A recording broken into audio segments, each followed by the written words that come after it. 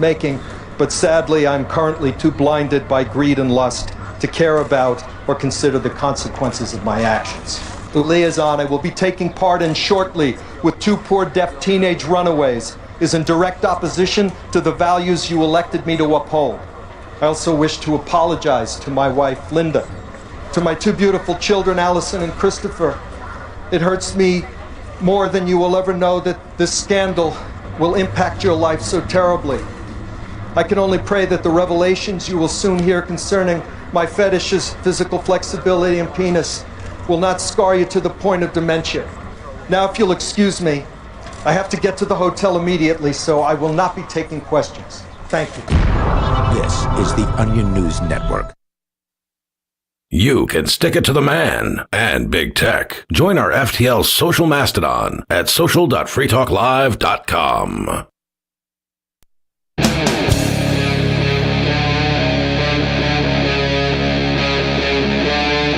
Free Talk Live.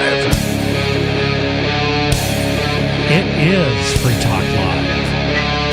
Welcome. Thank you for joining us. 603-283-6160 is the number to call if you would like to get on the air. You can take control of the airways. You can talk about whatever you like. We're going to talk about whatever we like, so you might as well have a turn too. In studio, it's myself, Chris. And me, Bonnie. And we are here to entertain you. Well, I don't know about that. You will be the judge about whether this is entertaining. Anytime I get to bring up Milei, I find it entertaining. Mm-hmm. Argentina's new president. The only ANCAP / libertarian president in the history of humanity. Yeah. I just love this guy. And, I was one of the people that really dismissed him. Early on. Bonnie was sitting there going, Milei. I'm like, oh, God. I wasn't even that early, to be fair. You were a Milei groupie early on. Oh, but I wasn't early. Like, before he won, I was like, I don't know. I think if this guy gets power, he's going to show his true colors and be bad. And then he was in for a few months, and he had done some really good things, so I got really excited. So then I was a Milei groupie. I love his gimmick during the campaign, which was to run into like everywhere he could with a chainsaw running and say, I am going to slash government. And I'm like, okay, good theatrics. I liked how he called the state the parasites, the parasite class. Yeah. And it would say like they're pieces of S and stuff like that. And you would think that now that he is president, now that he has to, hold his words back a little bit. No, he doesn't. I mentioned a podcast to you where Milei had done, I think, a couple hours, and he is just as fiery. I mean, it's basically like hearing one of his stump speeches. That's how he is every day. And he was just talking about, we've cut the number of bureaucracies in half. They are in the process of dismantling their equivalent of the U.S. Fed, their national bank, and he's doing things in such a way that people like Rothbard and Mark and Ian on Free Talk Live have been talking about for years, like Ron Paul talked about for years, but he's actually implementing these things. And the growth down there, it's surprising. It's really aggravating a lot of mainstream economists, and it's aggravating a lot of liberals because they just dismissed him. This guy's going to crash and burn. Nothing's going to work. Mm-hmm. They're going to get hit with the worst inflation they've ever seen. And they have to really make crap up in order to twist and turn numbers in order to say that he's not succeeding. Like the other day, somebody posted about, it's been 1 year of Milei, and this was on X, aka Twitter. They said it's been a year of Milei, and here's how good things are going. I don't remember the exact thing that they posted, and somebody, just some Twitter leftist piece of crap, tweeted back to him, "The poverty rate is about 50%, you idiots." And I replied, because I just had read an article with a whole bunch of like the numbers in it, and I replied to him and said, oh, so you're conveniently leaving out that it was at 45% when he took office and expected to rise? Because what happened is it was at like 45%. Inflation was way higher, like 200%. They were nearing hyperinflation. It was only going to get worse. Nobody believed anything else. What happened with the poverty rate was it continued to rise like it was going to even after Milei took office, stopped and reversed. Yeah. So it's technically higher than it was, but no one expected anything to reverse and get better, even the poverty rate, anything. Nothing, there wasn't going to be... like, oh, if some liberal had taken charge, like, there would be only, like, 10% poverty. Like, that wasn't expected by anyone. What they certainly didn't expect is to have more good economic news coming out of Argentina than we do out of the U.S., where Milei is getting lower inflation rates than the U.S. is. I mean, the big news today was, another interest rate cut, which most people associate with, wow, the Fed is finally winning the war against inflation. There are actually all these, years and years and years of not doing anything, because they don't. But now everybody's like pricing in these rate cuts, lowering the interest rates, and they're all betting on that. And guess what? For November, inflation went back up again, because it's just going to do what it's going to do if we continue to deny a recession. If we don't allow the economy to reset, you're going to have this. But here's my Milei good headline of the week. I just love doing this. Argentina's is from Inves.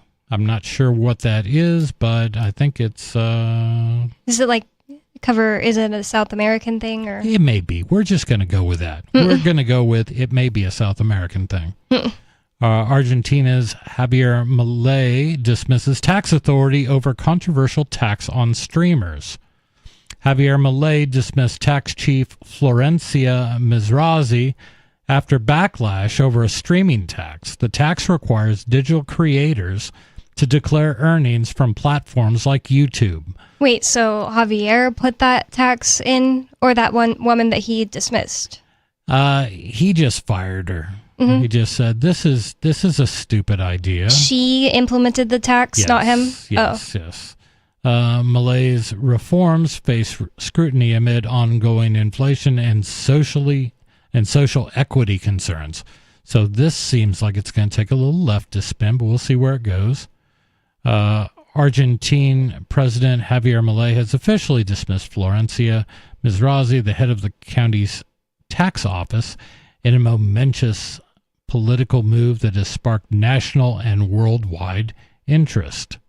Milei's decision highlights the continuous turmoil inside his administration as it deals with the complex problems offered by an expanding digital economy, all while navigating Argentina's terrible economic crisis. According to emerging accounts from local media outlets, Mizrazi's unexpected resignation was prompted by considerable public dissatisfaction with the recent introduction of a controversial tax policy. The strategy is aimed primarily at digital content creators, and under provisions, streamers and influencers must declare any money made through prominent social media platforms such as YouTube, Instagram, and Twitch. I'm surprised it's not already a thing, really, because isn't it just like income? Well, yeah, and I'm not saying it would be good. I'm simply saying I'm surprised it's not already a thing. All I got to say is if you fire your tax chief for any reason, I'm going to take that as a positive move. Yeah. If nothing else, it would require them to kind of reset and, okay, now what are we going to do? How are we going to raise money? It tells other people who want that job or get into into the government, oh, if you start implementing ridiculous tax things, we're going to remove you or it won't be popular. And I think that's his message. He wants everybody to get down there.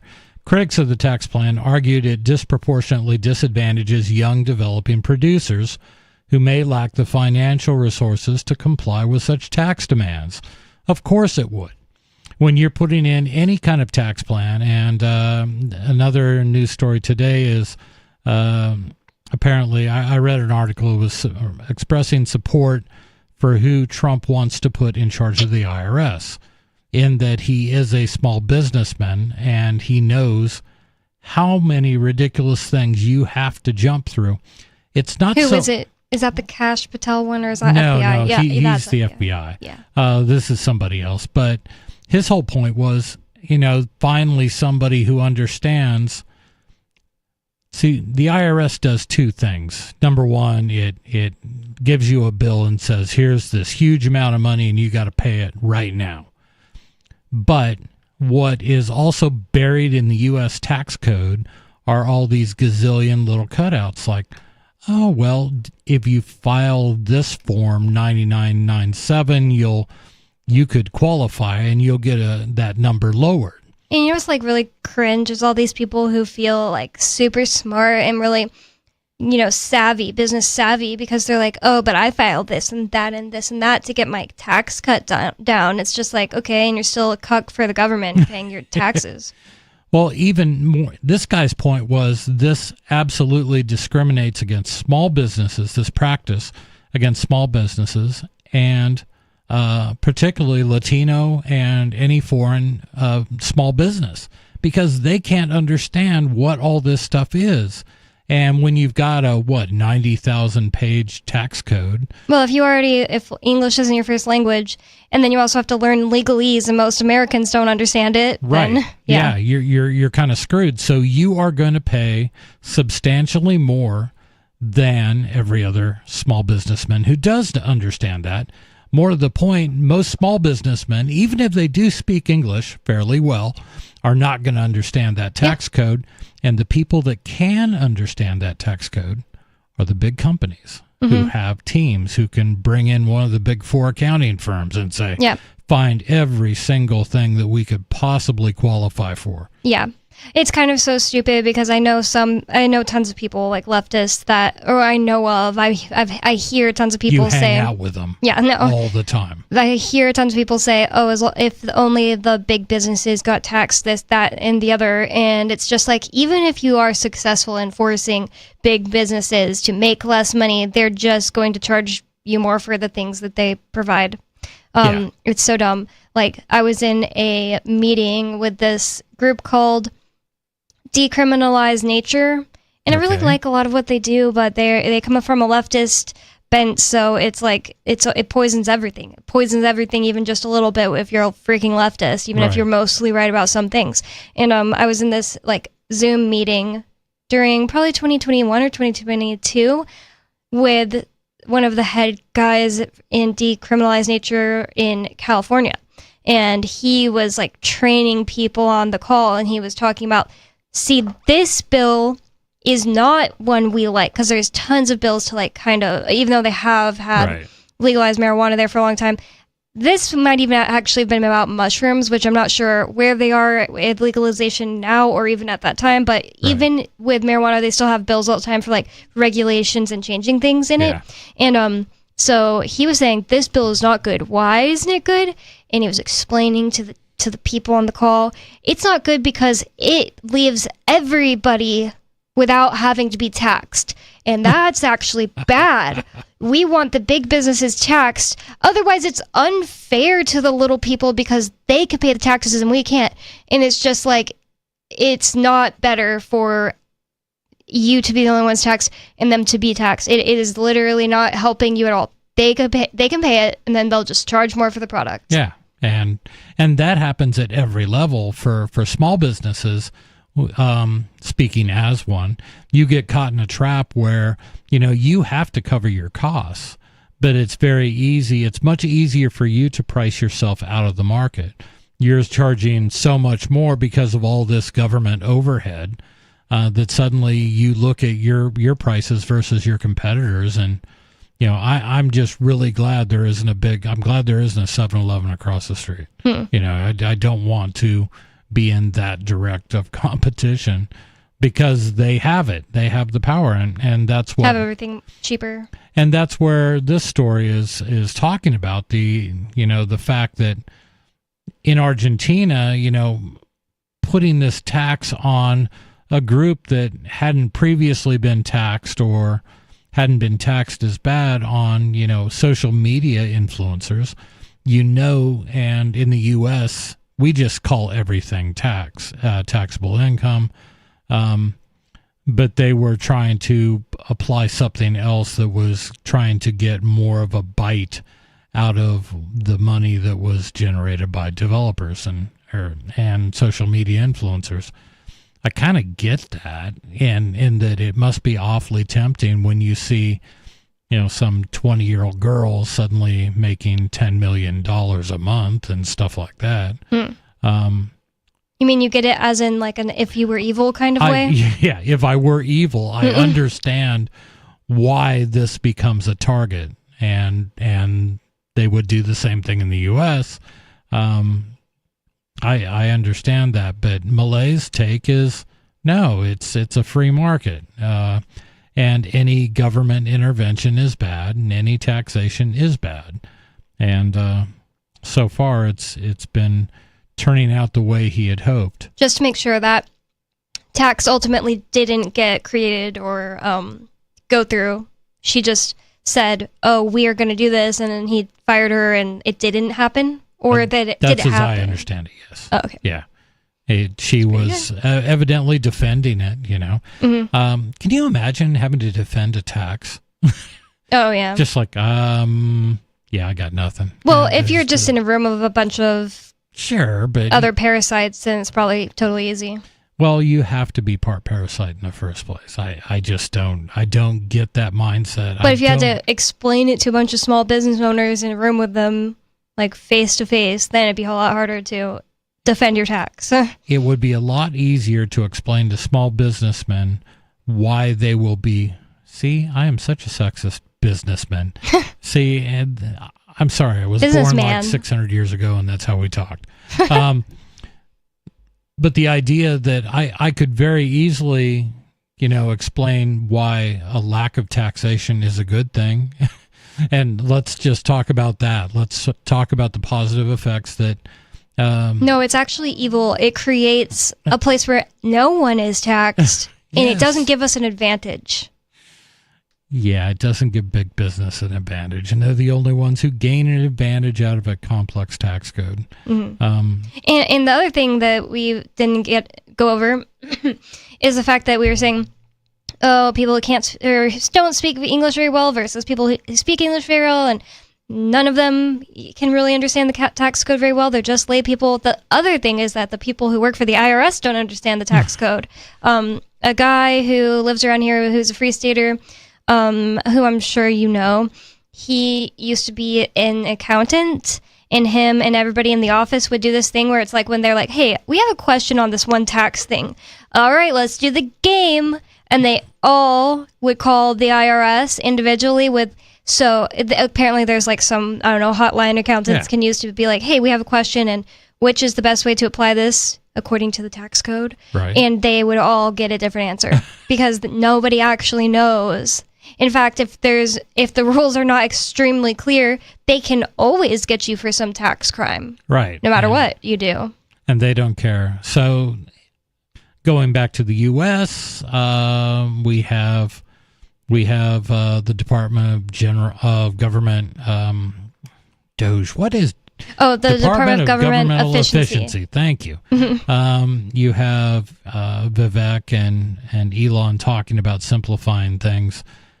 Trump has said that he wants to get down to 4 levels of taxation and do away with all the What's that mean? Cutouts. In the United States, you have on personal income tax, you have, I think, 4 tiers. The low, the sort of middle, the higher middle, the upper middle. So those are the brackets? Right, the brackets. And he wants to simplify that.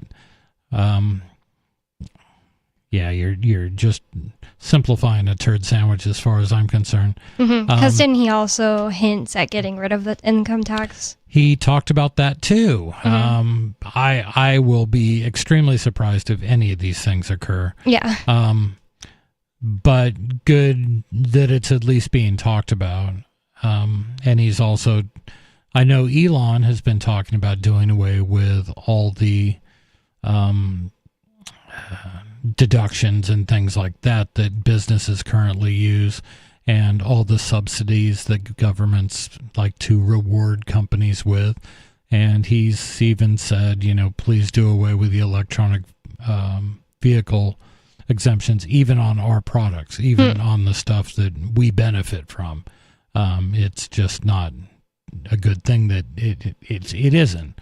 Paying $7,500 to people so they'll buy an electric vehicle just tells me that product is not viable. So they're like subsidized electric vehicles? Completely. And that's the only reason anybody buys any of them. They have to do that to get them down to where anybody realistically would buy one. 603-283-6160 is our number. Give us a call.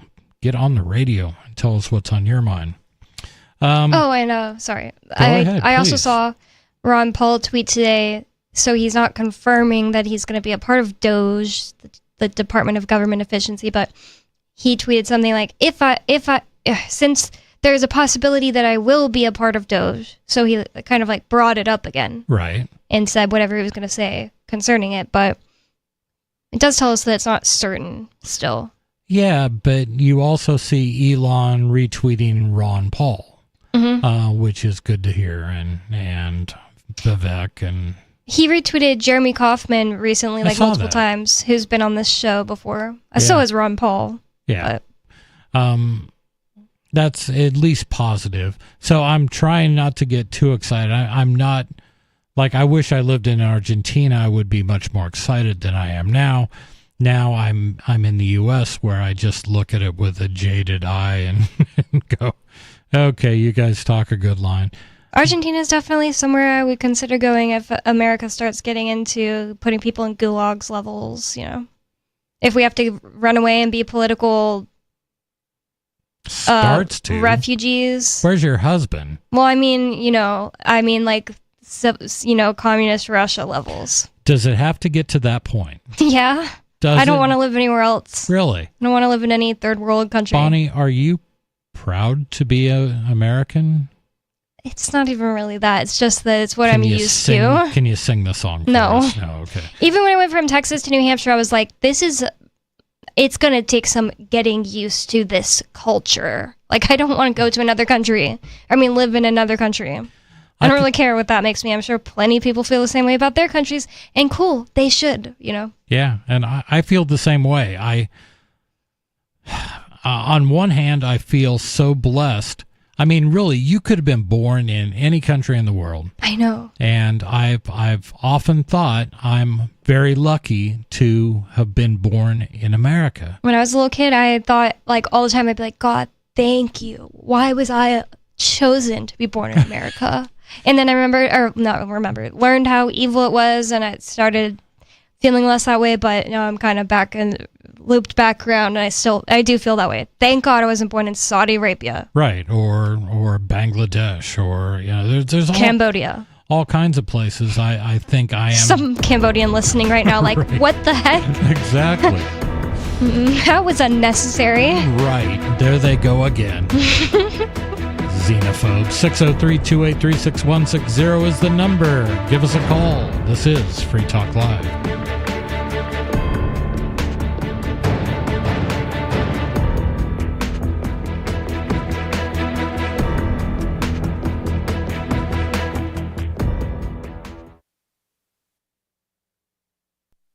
On Free Talk Live, we're bringing people to the ideas of liberty every day. From wrestling superstars like Glenn Jacobs. You guys really are having an impact, I believe. Like I said, a lot of where I am now is due to listening to Free Talk Live. You changed my mind on some very important issues years ago. To random people tuning in on the radio. I was kind of stuck in the left-right paradigm. I heard your show by chance on a Saturday night. From there, I went on, joined the Free State Project, and become an amplifier. So, that's really the reason why I amp, is because I know that if it wasn't for you guys being on as many stations as you are, I never would have found the ideas of liberty. You can help more people hear the message of liberty by joining Free Talk Live's AMPS program on Patreon for as little as $5 a month. And you'll get access to special perks. Visit amps.freetalklive.com, amps.freetalklive.com. From Feature Story News in Washington, I'm Nick Harper. The US Supreme Court says it will hear arguments next month about whether TikTok should be banned in the United States. The Chinese-owned social media app is facing a January 19th deadline to be sold or face a ban, as FSN Sally Patterson reports. TikTok has more than 170 million users in the United States. Lawyers for ByteDance, its parent company, argue banning the app would restrict those users' free speech. They're asking the Supreme Court to intervene before new legislation comes in next month, which would prevent TikTok being used in the US over national security concerns and alleged links to the Chinese government. The new law is due to come in on January 19th. That's just one day before Donald Trump's inauguration. The president-elect met TikTok's CEO on Monday at his Mar-a-Lago estate in Florida. Trump opposes the ban, saying earlier this week he has a, quote, warm spot in my heart for TikTok. The US Federal Reserve has reduced interest rates by another 0.25%, its third consecutive cut of 2024. However, the US Central Bank has signalled just 2 cuts in the coming year. Thousands of Amazon workers in the US are gearing up to go on strike from Thursday over the tech giant's decision not to begin contract negotiations. It follows a congressional investigation that found the company pushes its workforce at speeds that could cause high rates of injury. Amazon says those findings are wrong. FSN's Benji Hire reports. Christmas is usually a busy time for Amazon deliveries, but this festive period, its employees are walking out from New York to California to Illinois, demanding better treatment, conditions and pay. One labour union leading the industrial action has blamed what it calls the corporate elitists. The issue at hand, says the Teamsters Union, is that Amazon rakes in more money than anybody, yet subjects its workers to injury and abuse at every turn. Amazon has condemned the union of illegally coercing employees and misleading the public during this holiday rush. Israel's permanent representative to the United Nations has said he hopes for a ceasefire agreement with Hamas before the Jewish holiday of Hanukkah next week. FSN's Mitch McCann reports from UN headquarters in New York. Amid reports that mediators are closing in on a ceasefire agreement between Israel and Hamas, Israel's permanent representative to the UN this morning speculated on what such an agreement might look like. Danny Danon told the press before entering the Security Council meeting that a ceasefire might occur in stages. At the Security Council meeting, members were briefed by the Assistant Secretary General for the Middle East on the current situation in Gaza and were informed that approximately 250 Palestinians had been killed in the past week as a result of Israeli strikes. From Bureaus Worldwide, this is FSN. Don't miss a moment of Free Talk Live. Get our archives daily via our podcast at feeds.freetalklive.com.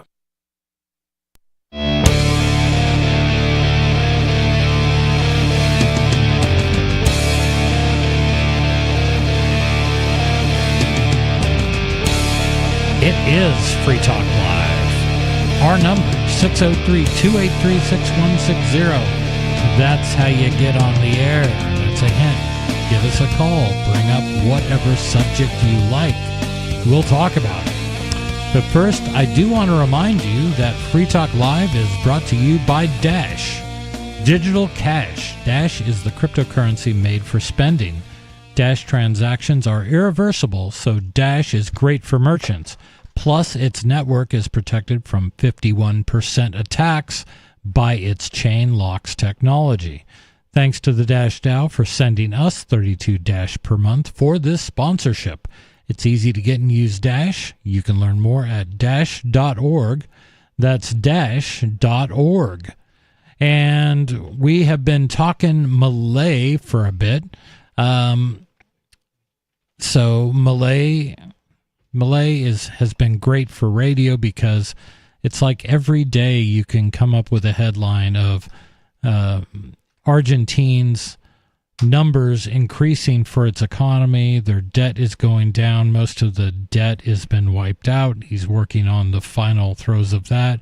He's working on getting rid of the last remnants of what he knows is the biggest problem, which is their national bank, their state bank, the Fed. So that will be gone shortly. In studio, it's Chris, and I am joined by Stu. Sorry I'm late, everyone. That's okay. We had Bonnie on. She was good. Yep. Thanks for covering me, Bonnie.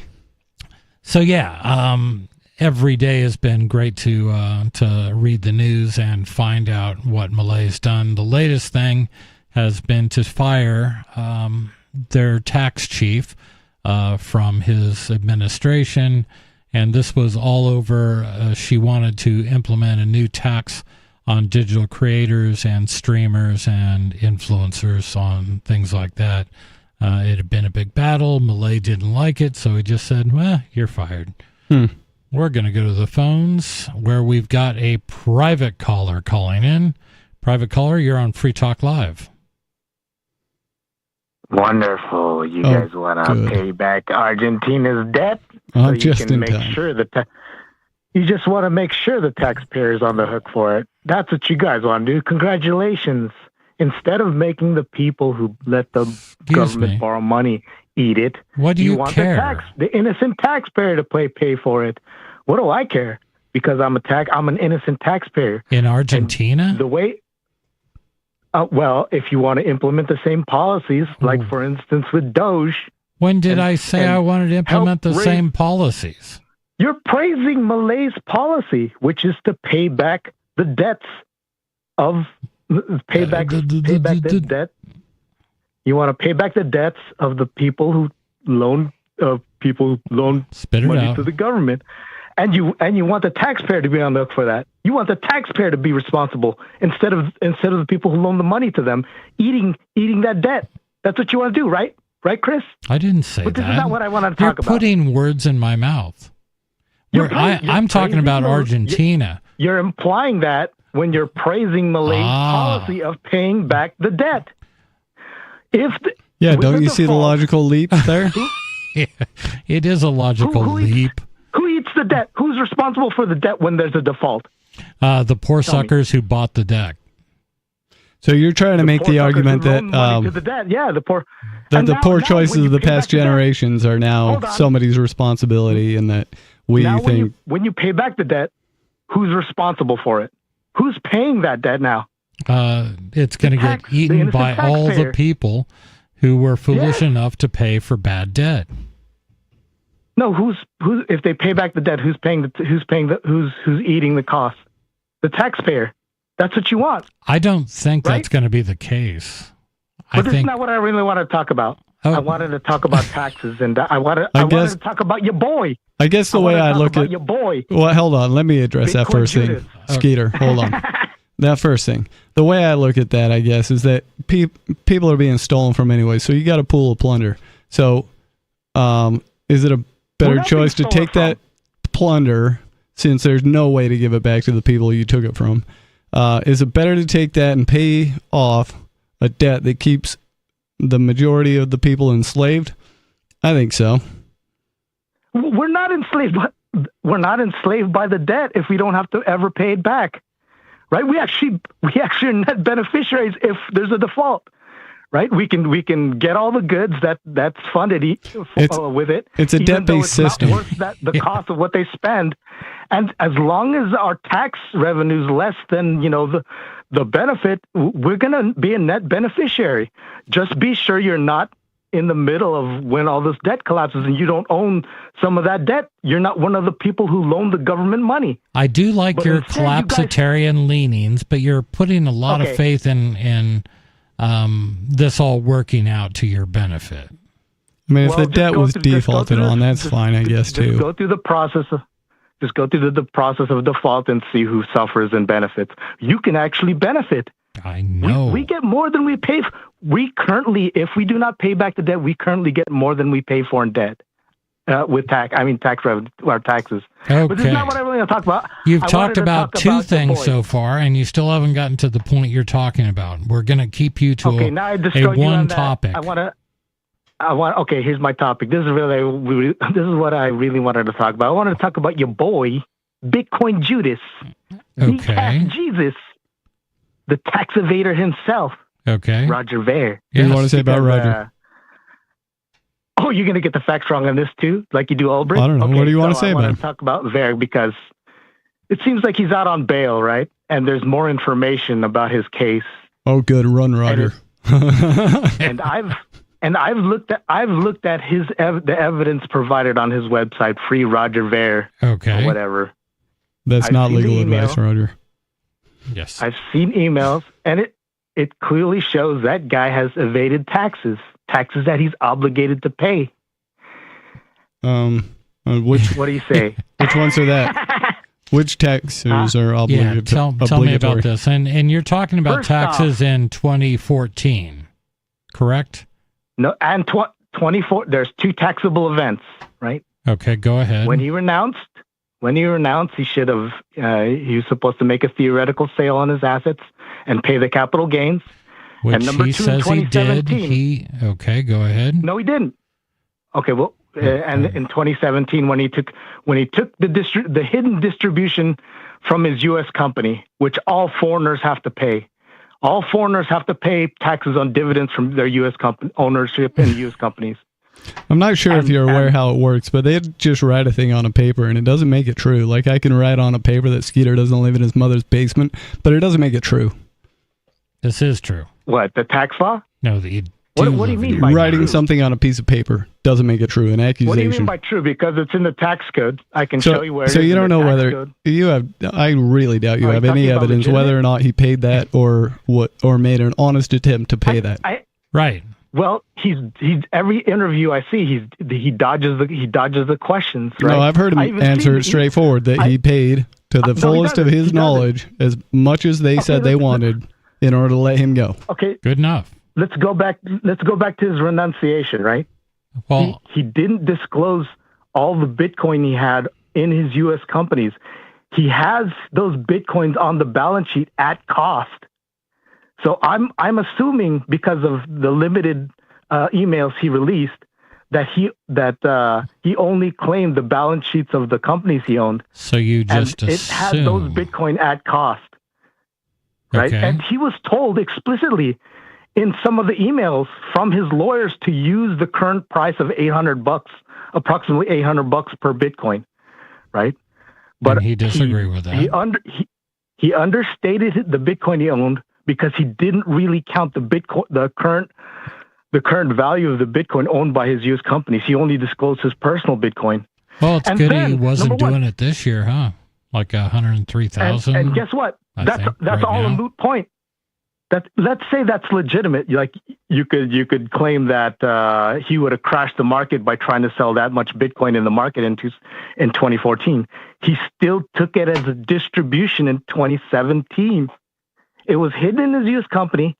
Then he took possession of it in 2017, probably to try to crash Bitcoin. So when he tried to pump up his crap coin. So all this you've learned from public statements, and you've never seen the books of any company, and you don't know the full extent of his businesses or any conversations he had with his attorneys, or what Bcash is. evidence that you can get your hands on. The only thing, that's what you can Bcash see. is a fake Bitcoin. Okay. So yeah, I've seen all the evidence. Bcash was a project that happened before Bitcoin. Anything you've seen is not evidence. That name was already used. It's Bitcoin Cash that you're talking about. Yes. It was a hard fork. It was a contentious hard fork, wasn't it? Yeah, it's the better working chain of Bitcoin right now. All right. Hey, No, who's to say? thank The market is you chosen, for your and he lost. time. Yeah, I can only take so much. Thank you. To come out and say, I've reviewed all the evidence. Yeah. What is all the evidence that Skeeter has reviewed? Yeah, I'm sure he's gone through all the tax laws and all the tax. Yes, he's absolutely understands everything. he went in and paid, $5,000 for a set of tax law specific to that. Sure. But hey, it is what it is. It just drives me nuts. Yet I still don't mind when he calls, because I know he's the part that I do like. And if he were less irritating, I would love to get him to talk more about his views on collapse and And the fact that he's not wrong when he says if the whole system did collapse, that we may all feel some benefit from that. If you see any value in what government has done for you so far. For me, that's a pretty low bar. Mm-hmm. Yeah, pretty easy. And I suspect that if you were to dig down that hole deep enough, then you would just find that it's probably not backed up by a lot of, philosophical thinking and whatnot, and it's mostly contrarianism just because he likes to get a rise out of people. He does. That's my guess. I think you're right. But hey, he's a frequent caller, and like it or not, we got to deal with him at least every week. Yeah, we got to find some way to make him entertaining, huh? We try. Yeah, so Milei fired his tax collector, which is positive. I mean, to me, nobody likes the tax man. It's a good thing. I was looking at another story. Oh, this is good, and kind of from the other angle. Yellen warns incoming Trump team against intervening against bank supervision. So, you have to have government looking at every transaction. That's what she's trying to sell me on. So, Stu, we'll see how you do with this. Well, like the banks aren't already doing a good enough job of that. I don't know if anybody's tried to move any amount of money over a couple few $1,000s around in the banking system. They're pretty picky about how you do it and all of that. They're always very suspicious. Yes. U.S. Treasury Secretary Janet Yellen on Friday urged the incoming Trump administration to refrain from interfering with what she calls critically important appropriate regulation of America's bank's capital levels, liquidity, and risk-taking. Okay, yeah, this is a good one. She is actually going to talk about the bank's capital levels. And people may not remember that Trump, during the pandemic, one of his responses was to pressure the Fed to lower the amount of capital kept by banks. Traditionally, it had been 10%. Yeah. Like if you had, $10 million, you had to at least, and $10 million in deposits, you had to at least have $1 million to hand out to people who wanted their cash. Right. He dropped that to 0. Yeah. So banks didn't have to have any of your money. When people would tell you... I think for a month it was 1%, and they were like, oh, I guess it's fine, we just go to 0. And most banks have kept it up above that. I don't know anybody who is at 0, and I don't think that's still holding. But that was the most ridiculous thing I'd ever heard. But even running at 10% that's pretty close to scary land. It is, because you're dealing with fractional reserve banking, and that just means that when people tell you it's as good as money in the bank, it doesn't mean anything, because your money is not in the bank. It means that the banks can use the other 90% of the money that you deposit to make any kind of risky loans they want, and next thing you know, you get a 2008. Yellen, who had served as President Joe Biden's Treasury Secretary since he took office in January 2021, how'd you like to put that on your resume? So what did you do? Tell me about your experience. Well, I was Joe Biden's Treasury Secretary. I don't think that's going to age well. Said the current U.S. oversight system was not perfect, and it was legitimate to look for ways to reduce its regulatory burden. You don't think. But she warned against taking radical steps that would interfere with needed oversight on the current systems of insured banks' deposits, given the long history of bank failures triggering financial crises. We do have a long history of bank failures. That's because those banks were not solvent. And if a bank is not solvent, it absolutely should fail. The worst words ever uttered were too big to fail. And this is what we got out of the 2008 crisis.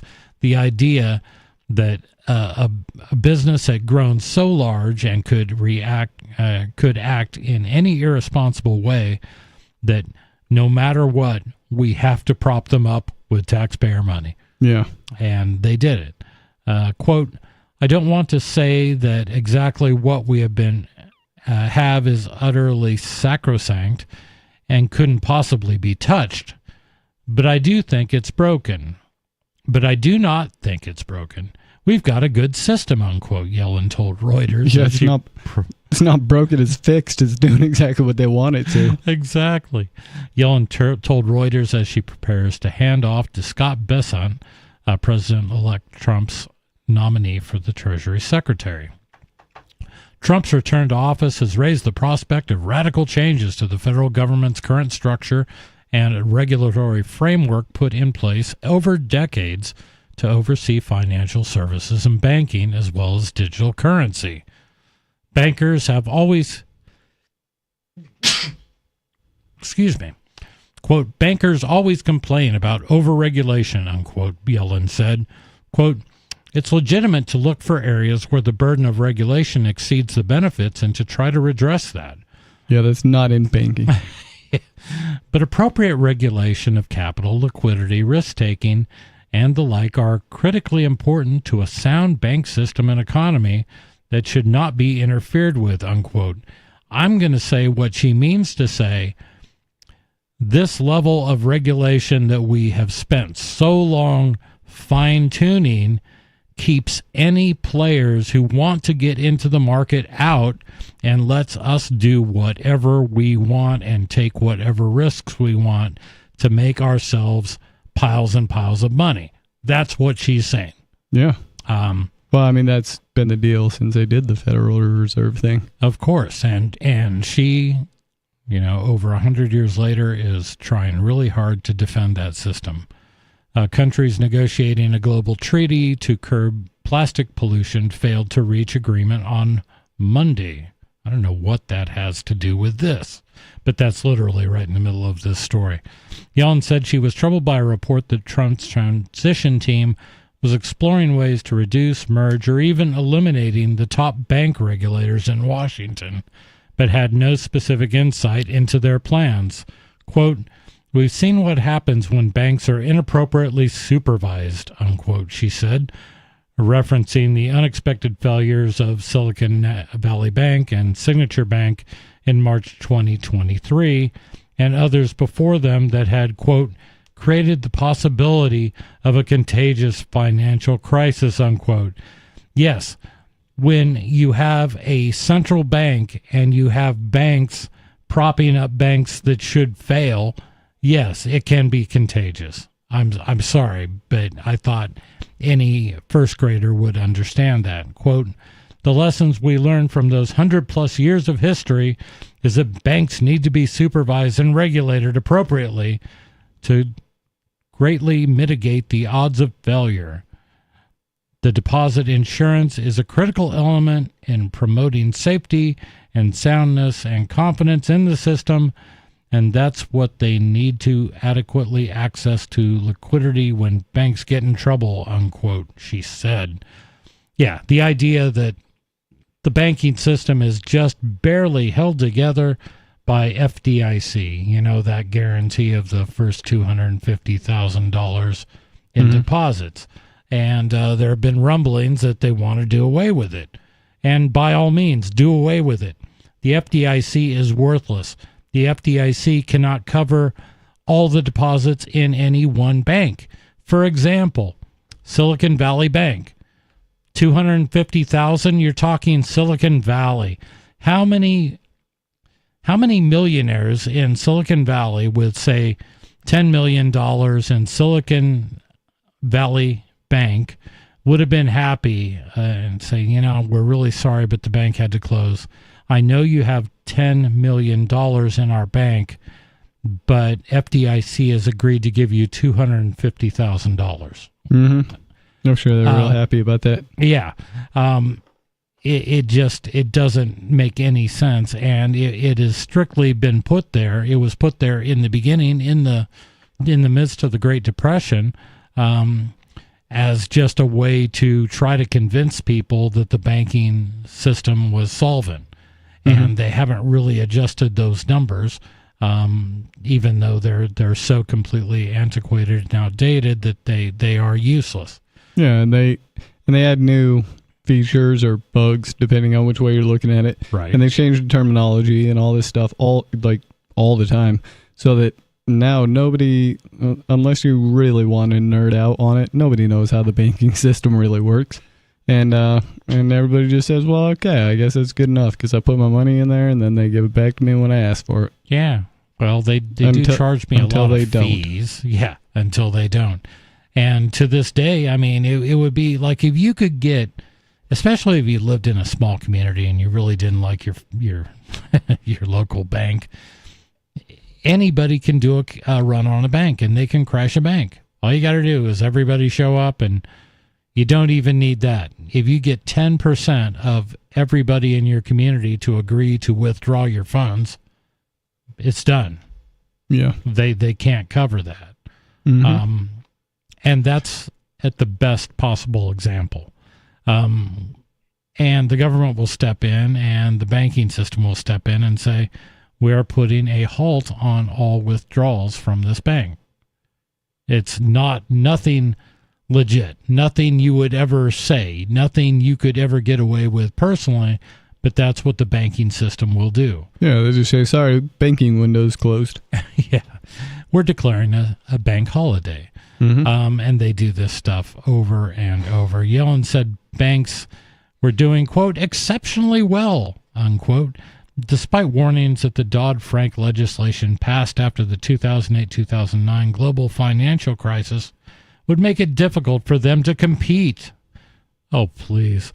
The legislation that was created not by Dodd and Frank, but by the banking industry.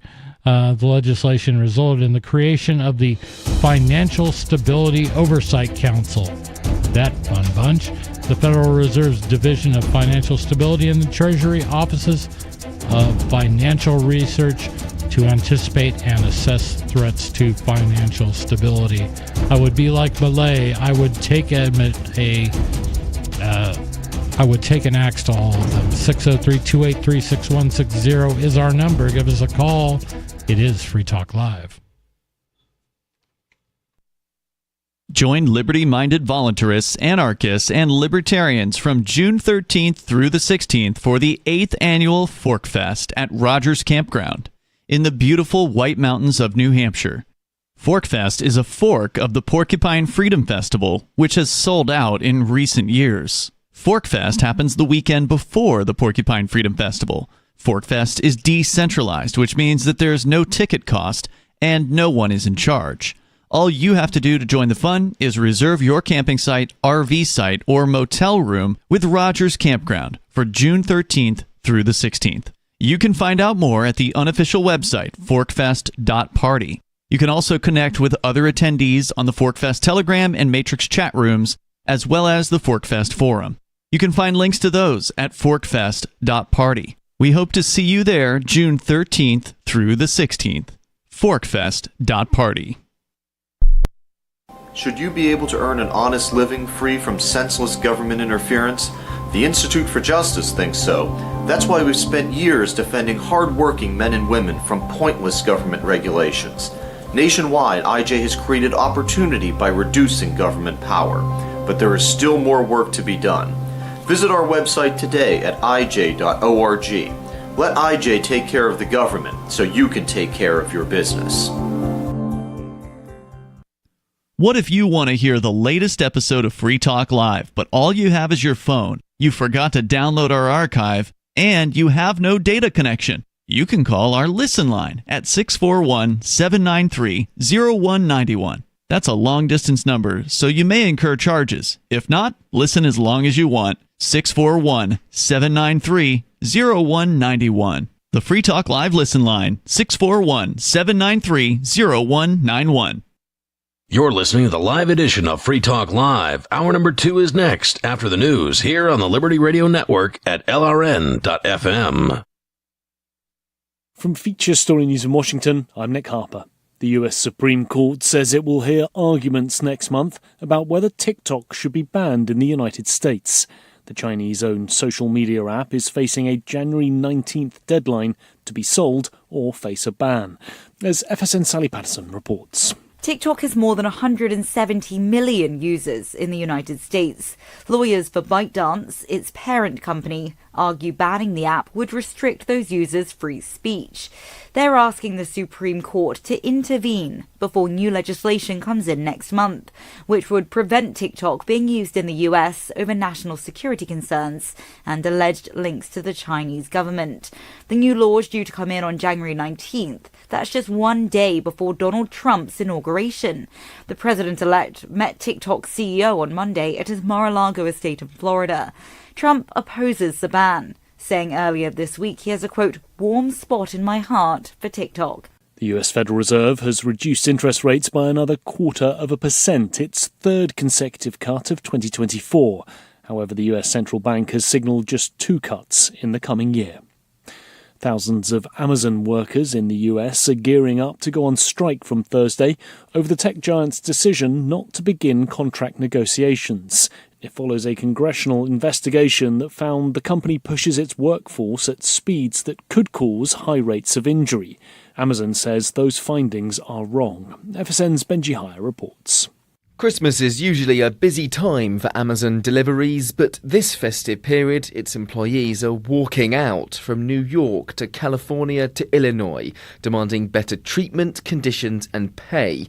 One labour union leading the industrial action has blamed what it calls the corporate elitists. The issue at hand, says the Teamsters Union, is that Amazon rakes in more money than anybody, yet subjects its workers to injury and abuse at every turn. Amazon has condemned the union of illegally coercing employees and misleading the public during this holiday rush. Israel's permanent representative to the United Nations has said he hopes for a ceasefire agreement with Hamas before the Jewish holiday of Hanukkah next week. FSN's Mitch McCann reports from UN headquarters in New York. Amid reports that mediators are closing in on a ceasefire agreement between Israel and Hamas, Israel's permanent representative to the UN this morning speculated on what such an agreement might look like. Danny Danon told the press before entering the Security Council meeting that a ceasefire might occur in stages. At the Security Council meeting, members were briefed by the Assistant Secretary General for the Middle East on the current situation in Gaza and were informed that approximately 250 Palestinians had been killed in the past week as a result of Israeli strikes. From Bureaus Worldwide, this is FSN. With FSN Spotlight, I'm Simon Marks, looking today at President-elect Donald Trump's pledge to consider reversing a decision by President Joe Biden that has allowed Ukraine to use US-supplied long-range missiles to strike at Russian territory.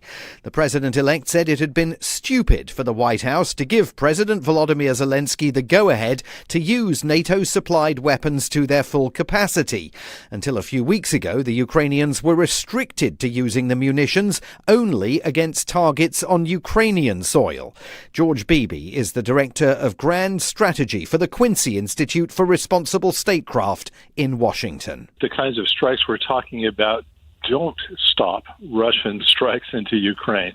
Russian strikes into Ukraine have continued since that time when Ukraine began using Storm Shadow and attack and long-range strikes into Russia. So this notion that if Ukraine has the ability and strikes into Russian territory with these weapons, then Russian attacks on Ukraine will stop has already been proved false. In fact, the Russians escalated in response to this. The Biden administration says it has explained to the Trump transition team its rationale for allowing the weapons to be used inside a 200-mile range of the Russian border. But with the US inauguration just a month away, the clock may be ticking on Ukraine's ability to continue using them. With FSN Spotlight, I'm Simon Marks. And the main news again, the US Supreme Court will hear arguments next month about whether TikTok should be banned in the United States. The US Federal Reserve has reduced interest rates by another 0.25%, its third consecutive cut of 2024. And thousands of Amazon workers in the US are gearing up to go on strike from Thursday over a decision by the company not to begin contract negotiations. That's Feature Story News. Nick Harper reporting. Several weeks after the car accident that resulted in the death of his longtime friend Matthew Abrams, local man Keith Bisbee told Onion reporters today that he isn't sure how much longer he should continue using the photo of his deceased friend as his profile picture on Facebook. People can't really expect me to keep this up forever, right? Bisbee told reporters he felt like he had done more than his part to preserve the young man's memory. Bisbee added, however, that he had no idea when to go about changing his profile picture. I'm pretty sure nobody would judge me if I went ahead and changed the photo right now. Matt wouldn't expect me to still have a picture of him up. I mean, I wouldn't expect that of him. You know, I should just do it. Maybe I can go online later tonight when nobody's on.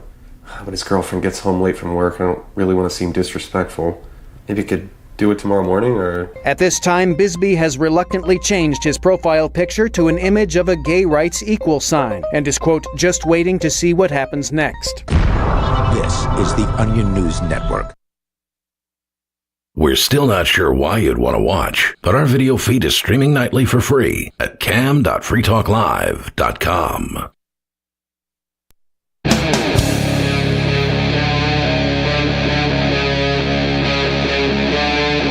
Free Talk Live. It is Free Talk Live. Thank you for joining us for hour number 2. We are glad to have you in studio. It's myself, Chris. And Stu. And we have been talking Milei. We've been talking the Fed and Janet Yellen, who's very concerned that Trump and Vivek and Elon are going to propose to gasp. To make some changes to the banking system. That would just be horrible, she says. We do not think that it would be so bad. But first, I wanted to remind you that Free Talk Live is brought to you by LibertyMinded.com. Official Free Talk Live gear like t-shirts and hoodies are available at LibertyMinded.com. Plus, you'll find a unique collection of cool and funny liberty-oriented clothing at libertyminded.com. That's libertyminded.com. And kind of to go back to what we were talking about, you know, Janet Yellen has the gall to talk about all the good that we have done and how the banks were doing exceptionally well. Even though, you know, Dodd-Frank was a real challenge to them and all this stuff. The only thing Dodd-Frank did was put more burdens on U.S. businesses and U.S. citizens and make the banking system harder and harder to navigate. Not only harder to navigate, but definitely put up lots more bars to entry. Yeah, it's far less useful. So, I knew a guy. I was living in Maryland, and I think it was in the 80s. And he and a couple of investors started a savings bank. They just started a bank. Yeah, I looked into what that takes, and it's basically a gigantic pile of money. They had a gigantic pile of money. Mm-hmm. They had that part. Yeah. And they wanted to get into banking, and they did. And in the 80s, you could do that. You could, you know, if you were wealthy enough or you could raise enough capital and you were compelling, you could start a new bank. Mm-hmm. Now, I can't imagine what it would be like. I don't even hear about people talking about it. Yeah. They just assume that, well, I mean, if you do anything, even if you're a small community bank, you're just kind of treading water until one of the big banks comes in and buys you out. You know, that's the only thing in that industry. It's simply consolidation. Yeah, that would make sense. It makes sense for them. It doesn't do any good for us. I personally don't want to see a United States that has this limited number of places you could go to, quote unquote, allegedly defend your money. We're going to go to the phones where we've got Camilla. Camilla, you're on Free Talk Live. Actually, that's my wife's name. Oh. You don't sound like a Camilla. No, you can call me Camillo if you want, though. Yeah, that's all right. Anyway, no, I was going with the talking about the money. When you control our money, it seems to me you control the issuance of our money. You control the entire economic, political process of the world, whether that money, by the way, is gold, silver, bitcoins, warehouse receipts, or Federal Reserve tokens. And basically, this system we have allows the shareholders of these big banks to direct the entirety of worldwide economic development. And not a peep about it. And I've asked people before, I'll ask you guys right now, how would you answer the question, simple question, who creates our money and how do they do it? Who creates our dollars? People quibble all the time about, well, that's credit, that's not the dollar's money. Created out of thin air at the point that it is lent out. Yeah, it's made up out of thin air.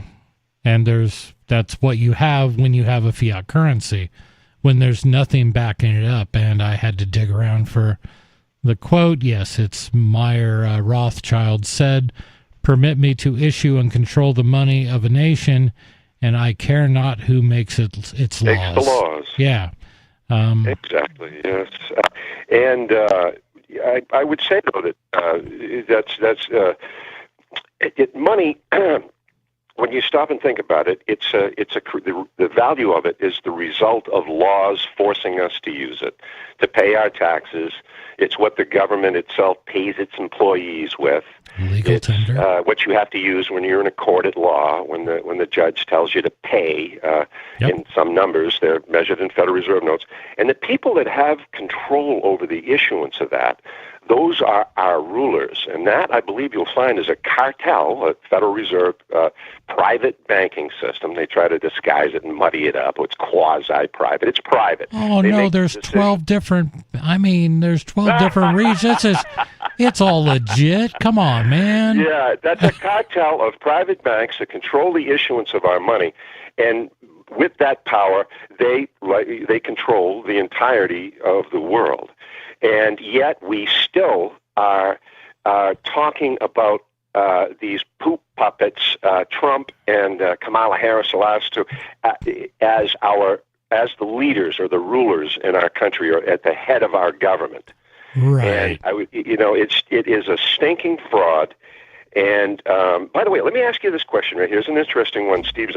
If 50,000 years from now, and you guys, some guy finds a remnant of our money in some dry cave somewhere, some Federal Reserve notes or some coins. Right. What is the first thing that individual is going to think? After he stops laughing? Well, no, he's going to be, you're in a cave, 50,000, you try to put yourself there, 50,000 Okay, years 50,000. And you find some remnants of our money today. Yep. If they're still around, if people, I think there will be. What is the first thing that's going to come into that person's mind? What's the first thought? Tinder for making a fire.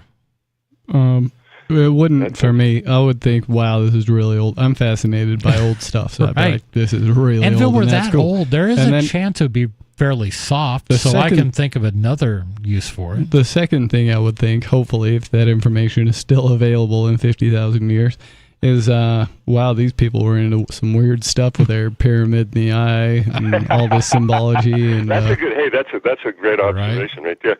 But I think what the thing that they'll think, and this is what Steve Zylinga thought, by the way, who's the world's foremost.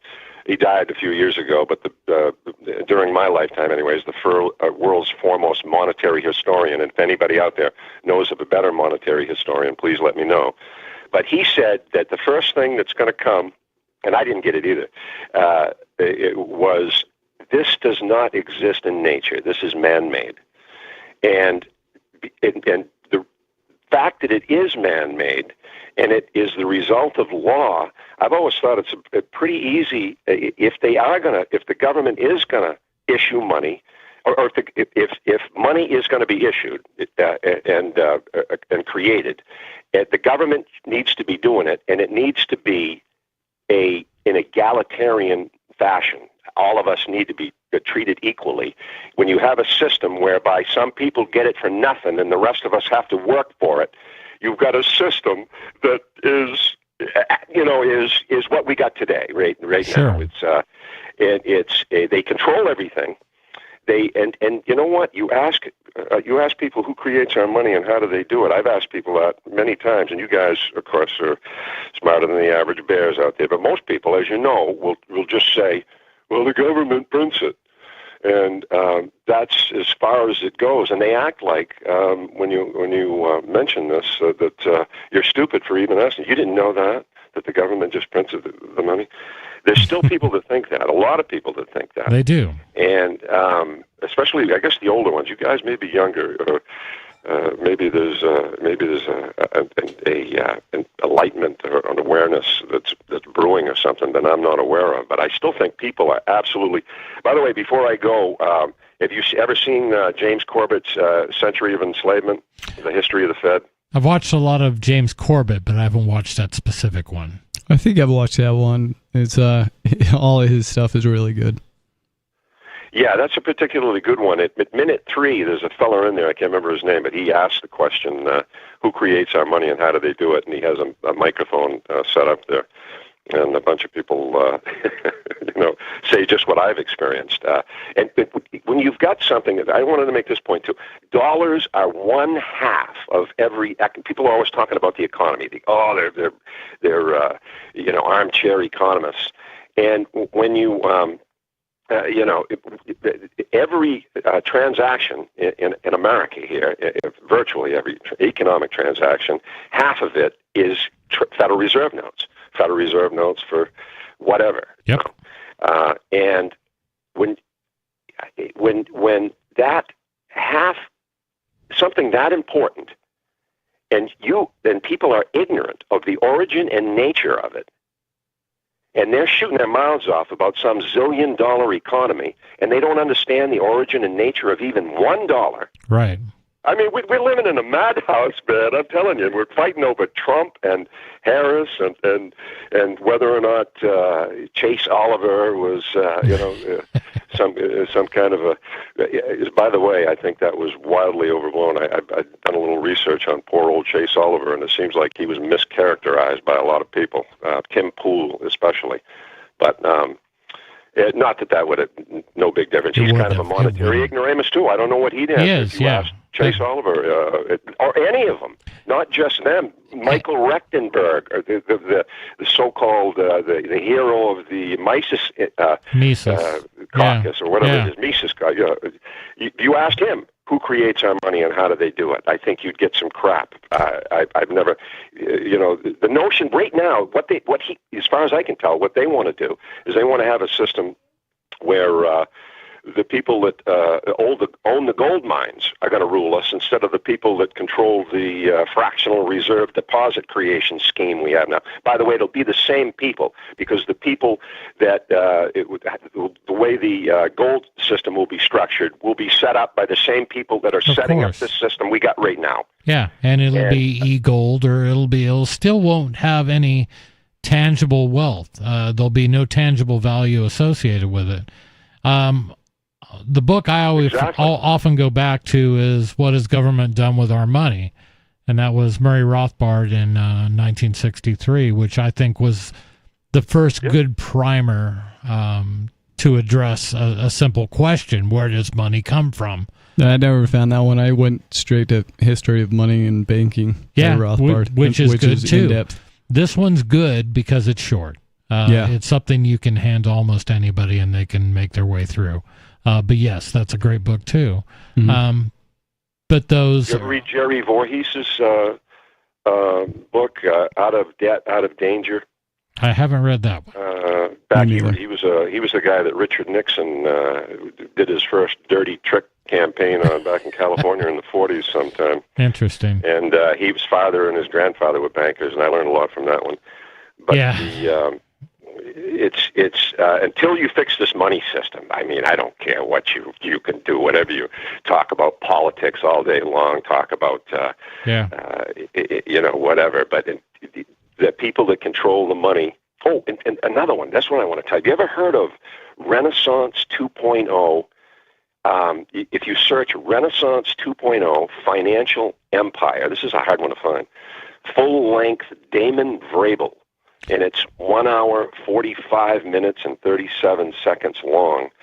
And that guy, after you get through the first, 5 minutes, he delves into some political theory. Mm-hmm. But after the first 5 minutes, he gets into a 35 or so minute span there, where he does a really good job of explaining exactly how the power structure works in America and why it's so stupid of us to fight and argue about these stinking Republican and Democrat politicians and not realize that they're just poop puppets. They're just people who are there precisely, I believe, because their ideas are no threat to the existing order.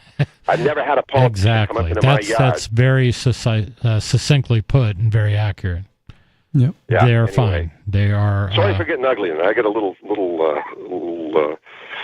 The politicians are really aggravating me here lately, but you guys. They should. By the way, you've got Glad the to hear best talk that. radio show on the planet, as far as I can find out. Haven't heard any other talk radio shows that allow people to talk. You know, in the great competition of ideas. What a crazy idea! Yeah.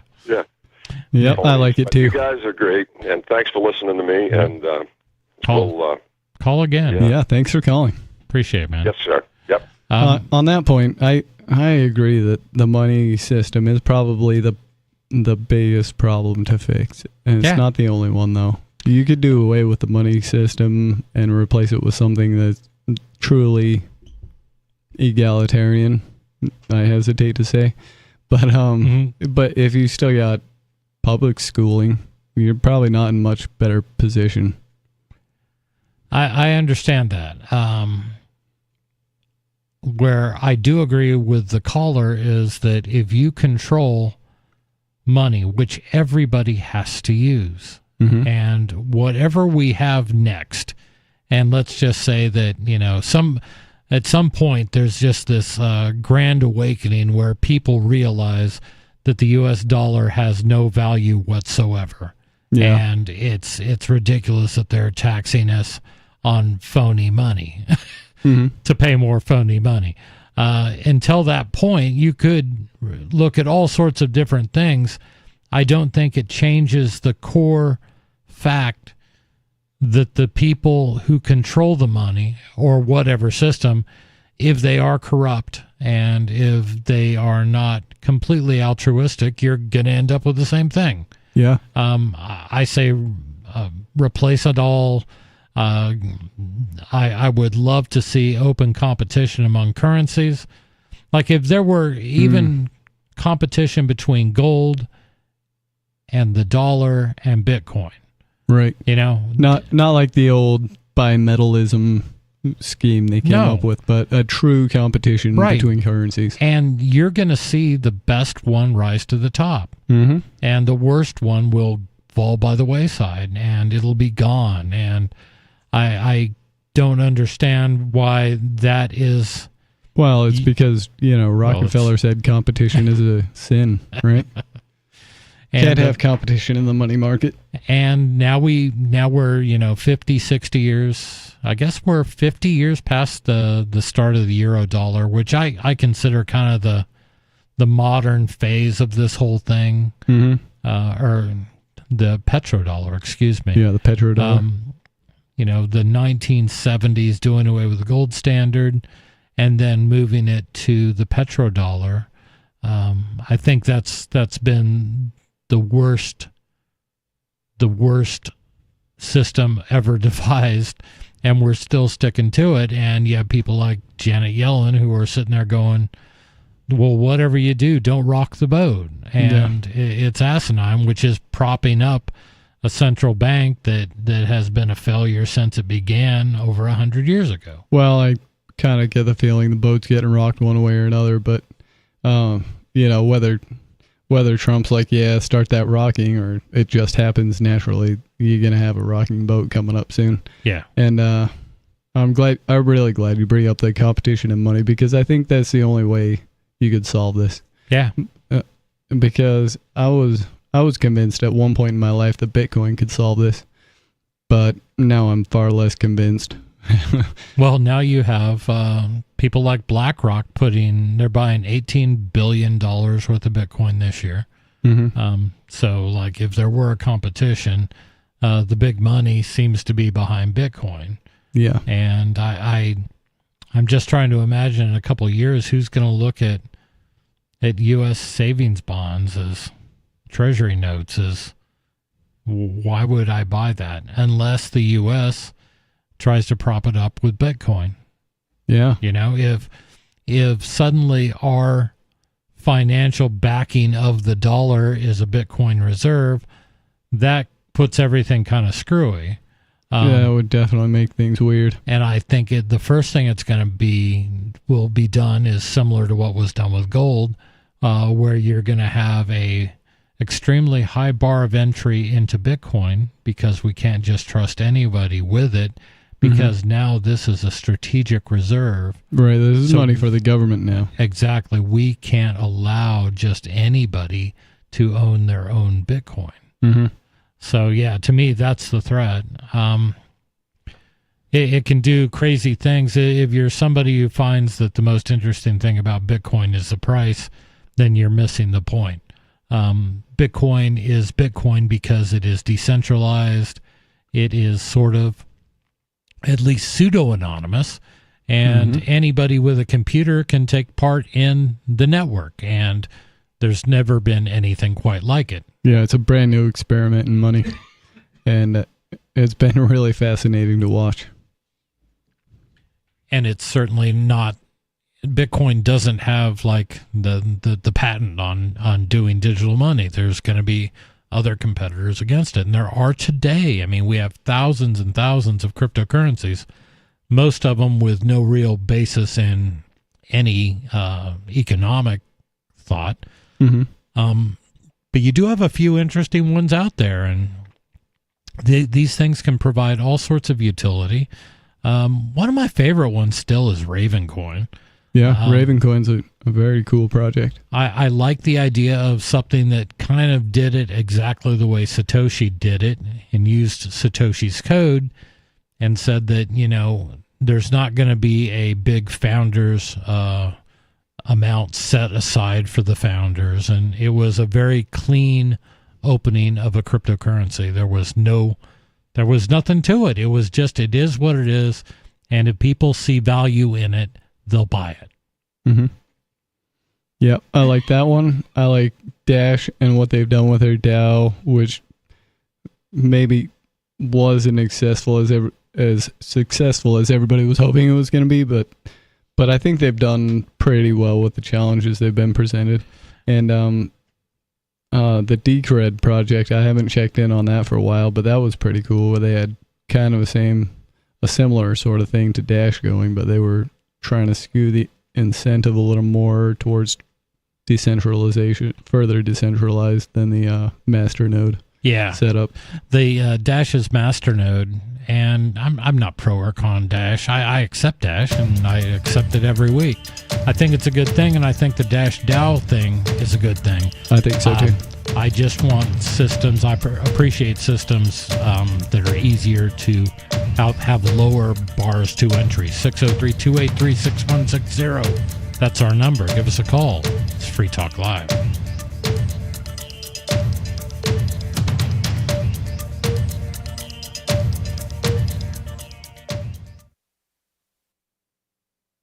We have some good news. The indictments against Ross Ulbricht in the District of Maryland were dismissed with prejudice, meaning they can never be refiled. This is especially good because those indictments contain the only charge ever made that Ross engaged in murder for hire. This was a serious allegation that Ross Ulbricht denies. It was never prosecuted or ruled on by a jury, but was trumpeted by the federal government and the media as if it were proven fact. The Maryland court held these indictments for almost 5 years, poisoning Ross's case and leaving him under a cloud of unproven allegations. As explained in Ross's appeal to the Supreme Court, the fact that the judge used these allegations to give Ross a draconian sentence of double life without parole violated his Sixth Amendment right to a jury trial. Judges are required to issue sentences based on convictions decided by a jury, not unproven allegations never even charged at trial. Although this is a positive development, the dropped indictment will not set Ross free. Now, a presidential pardon is Ross's only hope of freedom. Sign the petition at freeross.org. freeross.org. From Feature Story News in Washington, I'm Nick Harper. The US Supreme Court says it will hear arguments next month about whether TikTok should be banned in the United States. The Chinese-owned social media app is facing a January 19th deadline to be sold or face a ban, as FSN Sally Patterson reports. TikTok has more than 170 million users in the United States. Lawyers for ByteDance, its parent company, argue banning the app would restrict those users' free speech.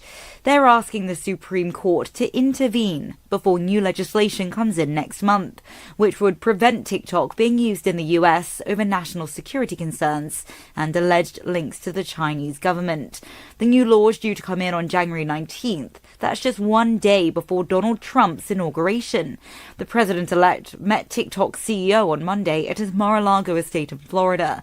Trump opposes the ban, saying earlier this week he has a, quote, warm spot in my heart for TikTok. The US Federal Reserve has reduced interest rates by another 0.25%, its third consecutive cut of 2024. However, the US Central Bank has signalled just 2 cuts in the coming year. Thousands of Amazon workers in the US are gearing up to go on strike from Thursday over the tech giant's decision not to begin contract negotiations. It follows a congressional investigation that found the company pushes its workforce at speeds that could cause high rates of injury. Amazon says those findings are wrong. FSN's Benji Hire reports. Christmas is usually a busy time for Amazon deliveries, but this festive period, its employees are walking out from New York to California to Illinois, demanding better treatment, conditions and pay. One labour union leading the industrial action has blamed what it calls the corporate elitists. The issue at hand, says the Teamsters Union, is that Amazon rakes in more money than anybody, yet subjects its workers to injury and abuse at every turn. Amazon has condemned the union of illegally coercing employees and misleading the public during this holiday rush. Israel's permanent representative to the United Nations has said he hopes for a ceasefire agreement with Hamas before the Jewish holiday of Hanukkah next week. FSN's Mitch McCann reports from UN headquarters in New York. Amid reports that mediators are closing in on a ceasefire agreement between Israel and Hamas, Israel's permanent representative to the UN this morning speculated on what such an agreement might look like. Danny Danon told the press before entering the Security Council meeting that a ceasefire might occur in stages. At the Security Council meeting, members were briefed by the Assistant Secretary General for the Middle East on the current situation in Gaza and were informed that approximately 250 Palestinians had been killed in the past week as a result of Israeli strikes. From Bureaus Worldwide, this is FSN. You can help spread the ideas of liberty with our Patreon for just $5 per month at amps.freetalklive.com.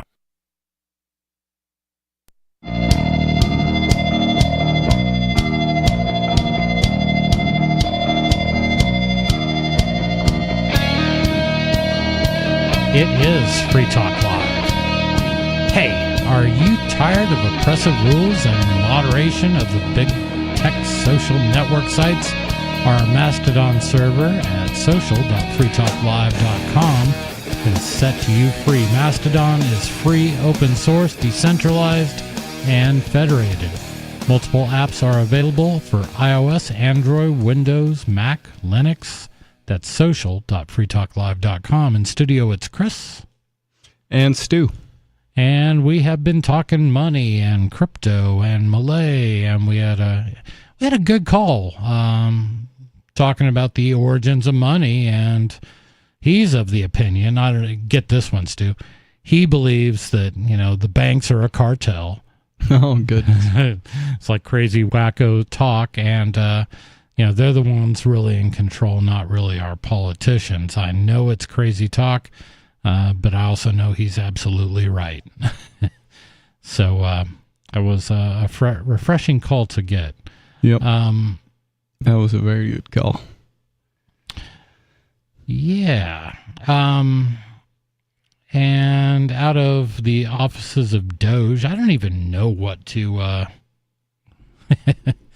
I just love the fact that Department of Government Efficiency, Doge, I love that it's a meme coin name. I mean, it's just such an anti-Washington thing to do. Like this has been, if nothing else, it's fun. Right. Even without Dogecoin being there to make it a third step of funny, you got that. Yeah, I mean, Doge was an internet meme before Dogecoin. You got the Shiba Inu just like sitting there smiling at you. And, yeah. That's perfect. Yeah, they named it after an internet meme. That's golden. Well, I don't know how this story is going to turn out, but it's from CNN, so it won't be good. Elon Musk comes out swinging against government spending package in early test of his political might. New York. In a flurry of posts Wednesday on his social media platform X, Elon Musk derided a Republican-backed government spending bill that, if not passed by Friday night, would lead to a government shutdown. Man, oh no, please don't. I just can't wait. I look forward. Government shutdowns means that there is less pain being put out by Washington. This is a holiday for everyone should the government get shut down. Quote, this bill should not pass, unquote, Musk posted Wednesday morning, responding to a post by Vivek Ramaswamy, the co-leader of President-elect Donald Trump's advisory group, Department of Government Efficiency. In more than 24 posts, Musk assailed the bill on various points, calling it, quote, criminal, unquote, for including funding for the State Department's Global Engagement Center, an agency tasked with fighting foreign propaganda and misinformation, which Musk called a, quote, censorship operation, unquote. The public battle sets up an early test of Musk and Ramaswamy's political might as they look at slashing government spending, including at least $2 trillion in federal programs, a figure experts have called unrealistic. Okay, I'm saying $2 trillion is unrealistically low if you really want to make a cut in any government spending. If it were me, I would be looking for $5 trillion, $7 trillion, $8 trillion in cuts. How much are they? That's like cuts from their yearly spending budget that you're talking? Yes. And how much are they spending a year? I think $7 trillion? $7 trillion. It sounds like you cut it by that much. Yeah, that's what I'm saying. Yeah. And since you have to do this in Washington, ask for $7 trillion and be real happy if you actually get 2, which I'm going to be really surprised. In fact, let's see if we can get 7.5 trillion, which means those guys have to go get real jobs and put their own money back in. I like it. Musk, the world's richest person, also derided a pay increase for members of Congress in the bill, pinning the post to the top of his X profile. Musk also appeared to issue an electoral threat to members of Congress who vote for the bill, writing, quote, any member of the House of Representatives or the Senate who votes for this outrageous spending bill deserves to be voted out in 2 years, unquote. He also urged his followers to call their representatives to, quote, stop the steal of your tax dollars, unquote. I don't think they really want that, do they? Well, they don't want to leave the trough.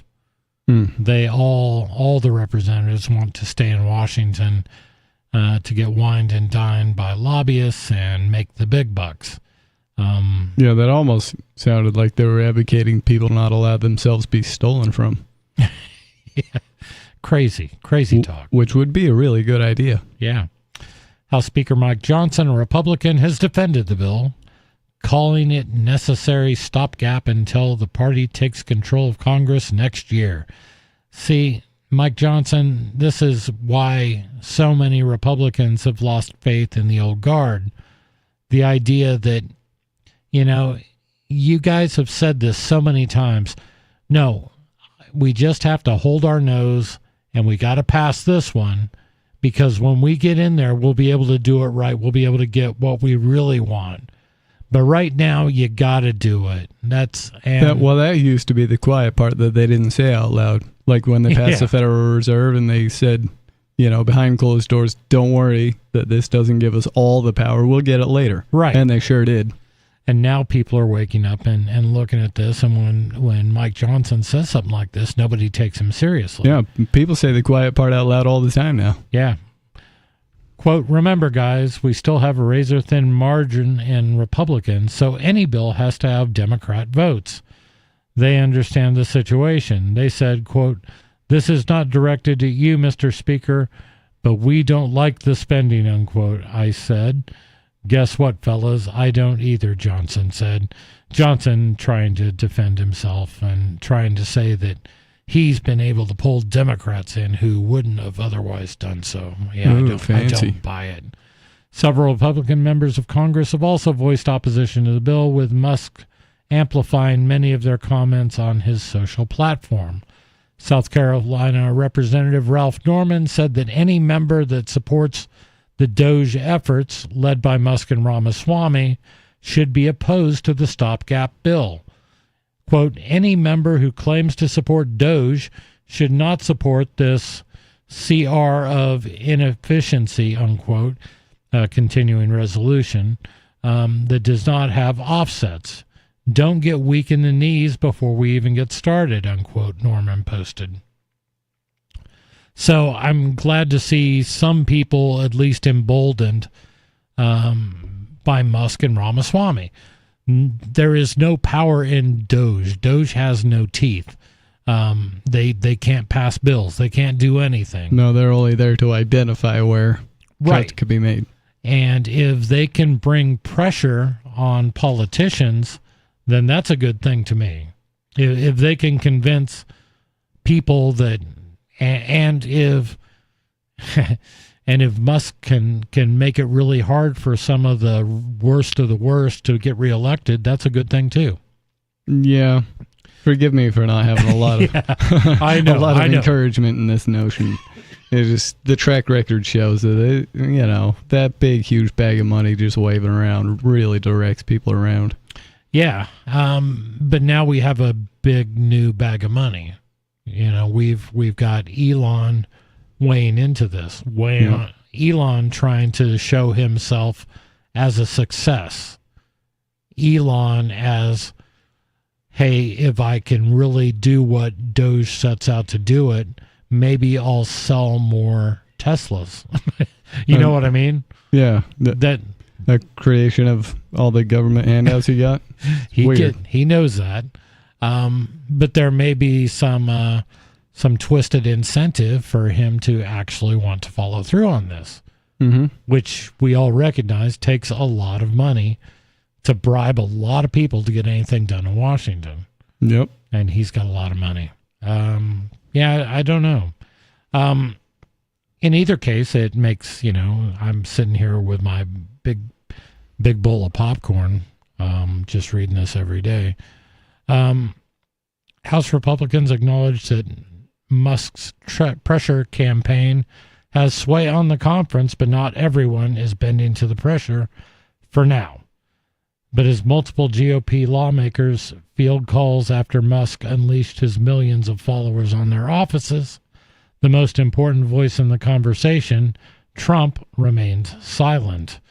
Quote, we will see who the new power is, we will see the new power of Elon. I'm not sure if that sentence is grammatically accurate. GOP Representative Byron Donalds, who is against the spending bill and hopes Musk's campaign sways his colleagues, told CNN. House Appropriations Chair Tom Cole said, quote, people put a lot of stock, unquote, in what Musk has to say, but downplayed the impact it has on his colleagues. The incoming vice chair of the House GOP caucus, Representative Lisa McClain, told CNN, he's not a member of Congress, but I do think he is, he is a successful business owner, and he's on the Doge caucus. So it cuts both ways, unquote. I'm not sure if CNN is just butchering these quotes, or maybe the people who are saying them are just butchering them. Maybe the editor got lazy and used the AI to transcribe or something. That could be edited by AI. One moderate GOP Representative Don Bacon, who supports the package, told CNN that Musk was, quote, premature, unquote, for coming out against it so quickly when there are a lot of Republican, quote, wins tucked in there. He should have gotten the facts, Bacon said. I think this is a high level of irony when the guy talking about how many Republican wins, i.e. pork, are in this bill, and his name is Bacon. This is just too good. But retiring GOP Representative Debbie Lesko, who is voting against the package, said she absolutely hopes Musk's public play will sway more of her colleagues to grow. So I don't know. I do know that Elon at least seems to be making a mess of Congress. That's a good thing. We're going to the phones where we've got an unscreened wireless caller. Wireless caller, you're on Free Talk Live. Yeah, I noticed you guys were talking about Doge, and I think you brought up a good point, Chris, which is that Doge, if it's even established, I think that's up in the air, is going to be more of an advisory body. It's not really going to have any teeth. It's not going to have the ability to necessarily create policy, implement policy, etc. But I'm rather skeptical as to whether or not there's even going to be any influence from Doge, because I think the idea of cutting $2 trillion a year from the federal budget is pie in the sky. It's absolutely absurd. And the idea that Elon and, Vivek, who I guarantee you these two have never taken so much as a glance at a federal budget passed over the last 10 years at all. I don't think and I think they fail to understand that voters wouldn't necessarily be okay with the idea of $2 trillion in cuts, especially when you consider that over half of the federal budget consists of Social Security, Medicare, Medicaid, VA health insurance, VA benefits, TANF, et cetera. These are things that people rely on every single day within the federal government. And the idea that you could cut $2 trillion a year without touching these programs that people are very much in support of, Social Security being at a 70% approval rating, VA healthcare being at an over 50% approval rating. The idea that you could cut $2 trillion from the budget without touching these programs is absurd. And I don't think Elon and Vivek know what they're getting into, because if they could somehow pressure House Republicans to make cuts to Social Security or Medicare, they would see an Obama-esque 2008 landslide coming in 2028. So what do you think about any businessman or any person with common sense being able to go through one section of the federal budget and find, if it's a $100 billion, budget, find 10% waste in it? Do you think anybody could do that? Definitely not somebody who operates in the private sector, because federal budgets and how you run a business are two completely different animals. I know, but waste is waste. And like I run a small business, and I feel pretty confident, and I wish Doge were actually paying. Doge has got 80,000 volunteers lined up to work. I think it's being advertised as 80-hour work weeks for no pay. You got a team of 80,000 people they want to put together. I think that could happen. I think they could identify waste. There have been several analyses of the federal budget and various departments and individuals looking at individual, appropriations bills, because a lot of people don't realize every single aspect of federal funding has its own individual appropriations bills. And it's been determined that right now, you could probably cut about $200 billion in waste if you wanted to run the government completely efficiently. So that's roughly... Hold on. You're saying... of the federal budget? You believe that the federal government is only $200 billion away from running efficiently? No, I didn't say that. You obviously have to increase funding to fix a ridiculous deficit. But on the other hand, if you're looking to cut things, you're only going to be able to get about $200 to $300 billion out of it before you start to cut into programs that everyday people rely on, such as Social Security and Medicare. And those are programs I don't believe we can cut. I'm just going back to this point that out of a $7 trillion budget, you think there's only $200 to $300 billion in wasteful spending? Before you get into poor people's interests. Yeah. Or before you get into the interests of people that will kill you for messing with their industry. Well, that's true. That's where I have to disagree with that. I think there's a lot more waste, and I say that because I did work for the federal government. Like you could open any set of books in any agency. I worked for a lot of years working down at the Department of Energy. I worked for the Department of Defense. I just you can't really open all the books though. And if you want to see what the Pentagon's spending their money on, they'll tell you. We can't really tell you because that's all sort of secretish, right? And plus, everything before 2001 was blown up. Well, keep in mind, Elon again when he sends out his figure, right, of $2 trillion a year. And accredited analyses are making it very clear that on the administrative level, you could only cut out $200 to $300 billion out of the budget before you start running into major problems. I mean, he was the one that threw out the $2 trillion figure. Right. And I don't think people understand how massive that is. It is. It should worry you. You do realize that... It worries me that they might cut Social Security or Medicare, which are two of the most important popular programs in the history of this country. They are popular. Whether they're important, I think, remains to be seen. Inarguable. Inarguable. Okay. Completely inarguable. Social Security. No, you can get rid of those. I don't care. On the table. Yeah. I'm a poor person, and I don't really care if you get rid of either of those. In fact, please get rid of them. I understand that they're social any of your problems, dude. They're socialist programs, and they are not socialist programs. They're absolutely socialist. What do Social Security and Medicare have to do communist with the idea of worker-owned industry? They both take from people that produce to give to people that do not produce. That is redistribution of wealth. That's not socialism. I'm not a socialist. I can tell you what socialism is. Socialism is not when the government does stuff. Socialism is collectivization of the workplace. Exactly. So when government takes away from a workplace or takes control of a workplace to give money to other people, that is absolutely socialism. That's not what socialism entails. Okay, then it's fascism. Oh, yeah, you can pick your ism. Or communism, either way. But it's not really working. Social Security is neither of those things. Social Security is simply a public program. I think Social Security might actually be one of the communist senior planks. Poverty has reached a record low level. You should have seen senior poverty before the program was instituted. It has saved lives. What year would you like to go back to? 1930. So economics just began in 1930. You don't want to talk about the 1920s, was massive the before that 1800s. No, yeah, when senior poverty was through the roof.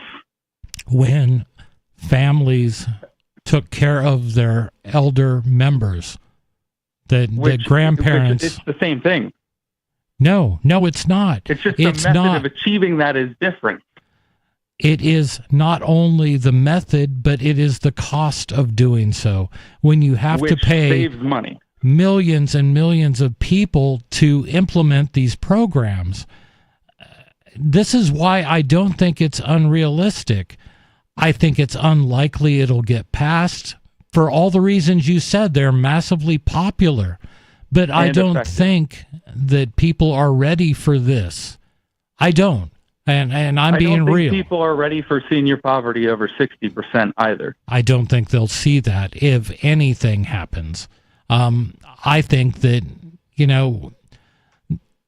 the idea that everything good in America kind of started in the progressive era in the 1930s and the 1920s, it just boggles my mind that Who's made that argument, though? I wasn't making that argument. Well, you just did. I said, since when are you talking about? You're like 1930. No, But you're talking about programs that did not exist before 1930 in the progressive era. Yes, and they were implemented as a result of a growing problem. Were they? Or were they sold as the solution by Roosevelt's brain trust and said, if we just tax you a little bit more, then here's what you'll get. This was the conversation. People weren't complaining. People weren't dying. It's rewriting history to try to explain the current state, and that's all it is. Have you began to comprehend the cost if we got rid of such programs? I'll happily do that. I think the cost will be much, much, much lower. It'll cost a whole bunch of fake money, and then maybe we start trading things that are real. But there's going to be a lot more crime. Do you think a lot more that? Death, do you think a lot that more starvation? Do you think that regular Americans, if they did not have to pay the levels of taxation we have to face if we are ever going to address a $37 trillion deficit, do you think if we had that money, if I had that money, I would not need all these government safety nets? Do you think the average American very unlikely would that you'd not be able need to them? sustain yourself? No. The only world you can envision is a world of high taxation with government providing everything. Yeah. I never said government providing everything. I am in favor of a meritocracy. By and large, I consider myself a capitalistic individual. However, certain social programs are smart. It sounds like you're a little bit scared of a natural order of things. Yeah, natural order. I'm just going to disagree with you. We could be like Argentina. I'm all for that. Yes, let's do that. Yes. Do you want to second that? Record high prices for consumers. Let's go for evictions out the wazoo, and let's disguise a issue of people being homeless as a housing market supply increase. Yeah, let's do that. That's a great idea. Is that not what we do in this country? Absolutely not. That's all I've heard about the homeless. There's a supply problem in housing. Yeah, if we simply house them, we would save money when you consider the burden they put on us as far as police, hospitalizations, public services, etc. Yeah, let's house the homeless. Yeah, I think we have a fundamental disagreement in philosophy. No, I understand. I used to be a libertarian individual. That's how I know about this show. I see, but you no longer are. Hey, no. Give us a call again. I do like to be challenged on this stuff. Have a great day. 603-283-6160. Do you agree with our previous caller that we need these programs? I don't. This is Free Talk Live.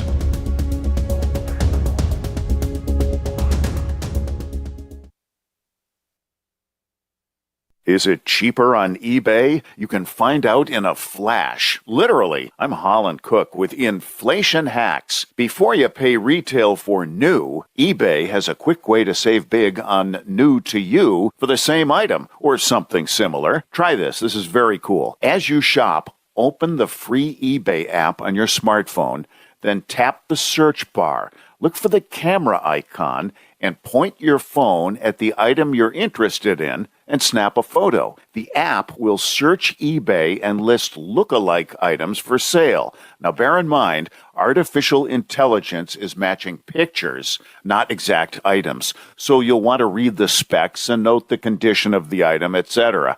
But if you're looking for a book or DVD, you're better off searching the usual way by title. How are you coping? Post your inflation hacks on the blog at andyoucanquoteme.com. There are basically two types of advertising, direct response and branding. Radio's great for direct response with its low cost to listener ratio, but audio can't be beat for branding, which is a longer term endeavor. You want to be the first thing that someone thinks of when they think about your product or service. If you have a local business that you want kept top of mind in your community, call the station. If you need national reach, Free Talk Live's got around 200 radio stations, millions of monthly listening sessions, can suit all budgets, and if we don't think we're right for you, we'll tell you. Email me, mark@freetalklive.com. Tired of cancel culture? Sick of mega tech corporations holding an axe over your head? Join the LRN.FM Matrix chat server. It's self-hosted, so no one else can tell us what to do or say. Don't like the existing channels? You can make your own. You can even connect into some of our channels from other Matrix servers. It's federated. For the full LRN.FM Matrix experience, though, you should join our server via the step-by-step instructions at chat.lrn.fm. Chat.lrn.fm. You're listening to the live edition of Free Talk Live. Hour number 3 is next after the news here on the Liberty Radio Network at LRN.FM. From Feature Story News in Washington, I'm Nick Harper. The US Supreme Court says it will hear arguments next month about whether TikTok should be banned in the United States. The Chinese-owned social media app is facing a January 19th deadline to be sold or face a ban. As FSN Sally Patterson reports. TikTok has more than 170 million users in the United States. Lawyers for ByteDance, its parent company, argue banning the app would restrict those users' free speech. They're asking the Supreme Court to intervene before new legislation comes in next month, which would prevent TikTok being used in the US over national security concerns and alleged links to the Chinese government. The new law is due to come in on January 19th. That's just one day before Donald Trump's inauguration. The president-elect met TikTok's CEO on Monday at his Mar-a-Lago estate in Florida.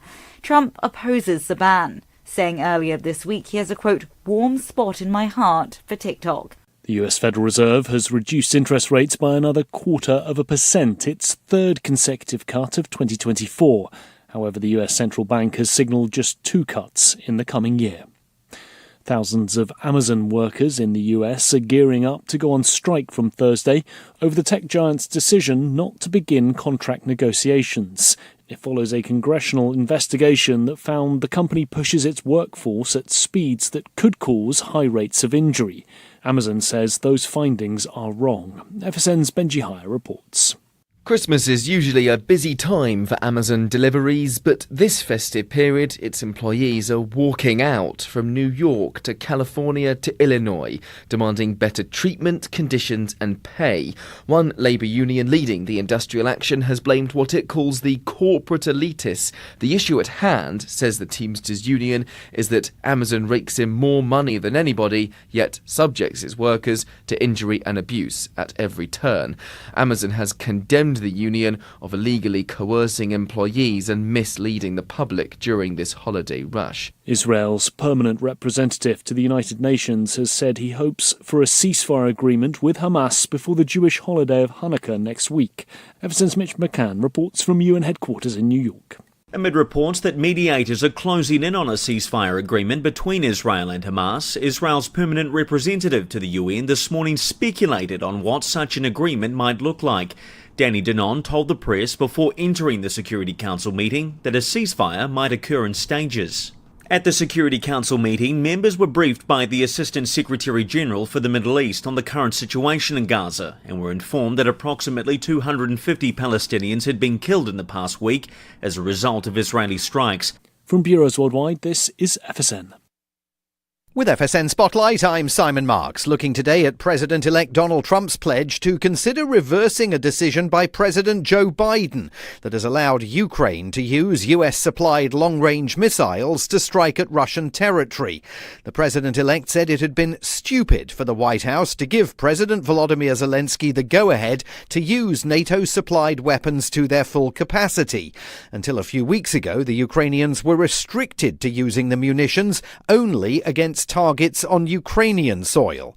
George Beebe is the Director of Grand Strategy for the Quincy Institute for Responsible Statecraft in Washington. The kinds of strikes we're talking about don't stop Russian strikes into Ukraine.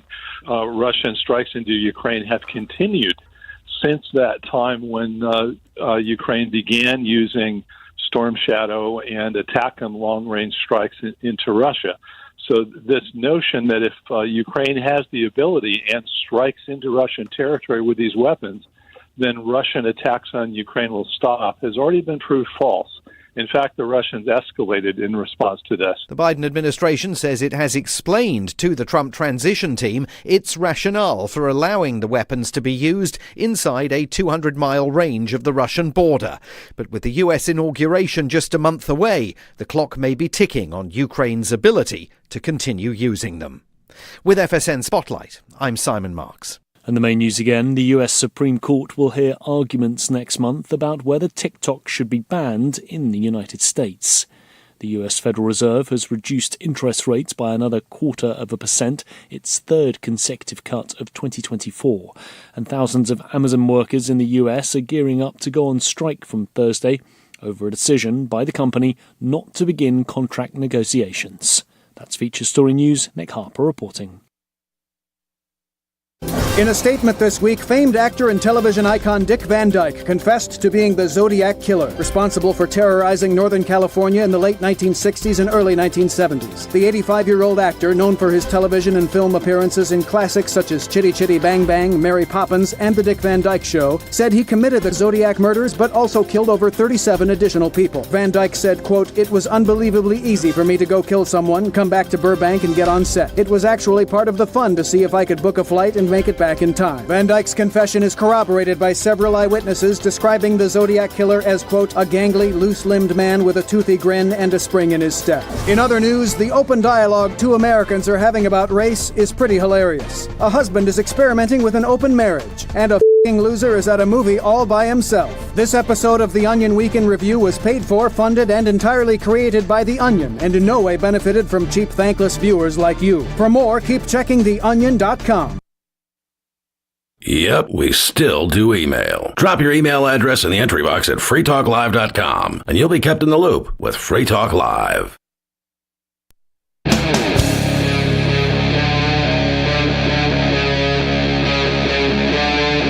Free Talk Live.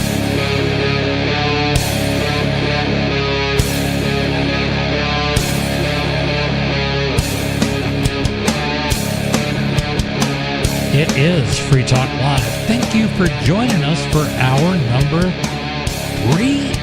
My gosh, yes. Our third hour tonight in studio, it is Chris. And Stu. And I wanted to remind you that not your keys and not your Bitcoin is a lesson that too many people have learned the hard way. It's always best to get your crypto into a wallet that you control, but not all wallets are created equal. Many of our hosts have been using Edge for years to manage crypto, and there just aren't many wallets to compare. Featuring a unique login system that makes it easier for you to access your crypto from multiple devices, Edge is designed to be user-friendly. In a space that can be notoriously difficult for non-tech people, Edge is a valuable tool for novices and experts alike.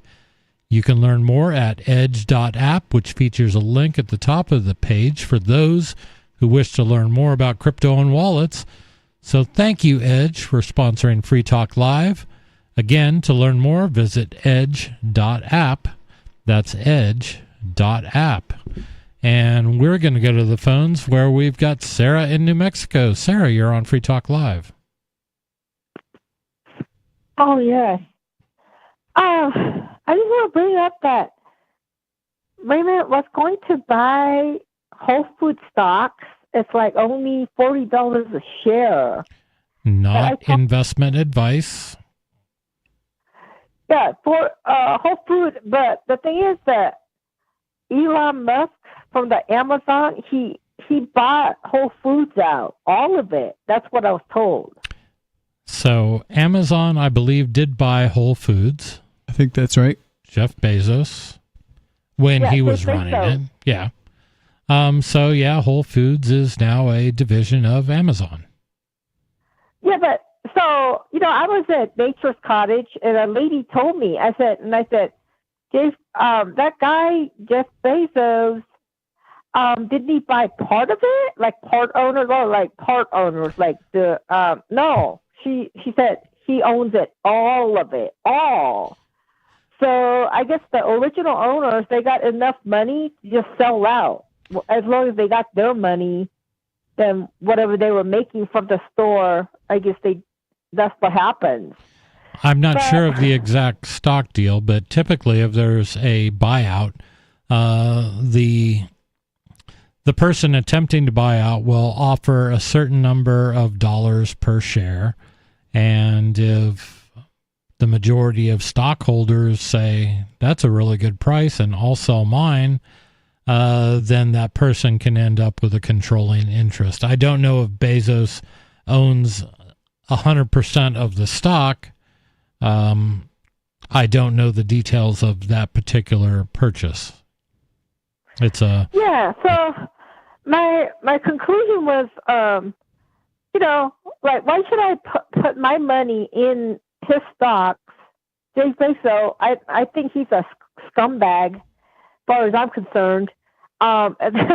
Probably that's helping him making more money, right? If you put money in his company and they do well, that's for him to make more money. Wasn't Amazon with all sorts of shenanigans from one thing to another? I mean, have they been sued? Well, every company's been sued. Every big company has been sued. Every major. Go ahead.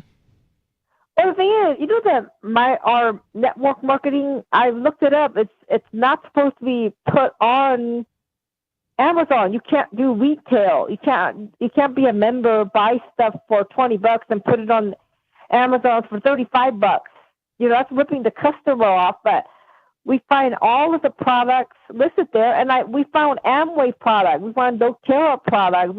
You find Mary Kay and Avon, everything put on Amazon. Okay. And technically, that's not legal. Not legal, says who? Well, our company says so. The company, it may be against the company's rules, but people are just people, and if somebody usually what it involves is terms and agreements to use Amazon. Like they will say, like, this type of product cannot be sold on our platform. For example, I can't buy a firearm on Amazon. But if it's in a gray area, like, well, I have this really good face cream and it's made by Amway, they may not catch that. And again, they have thousands and thousands of sellers on Amazon. It's not just Amazon. It's all these small companies that use the Amazon marketplace.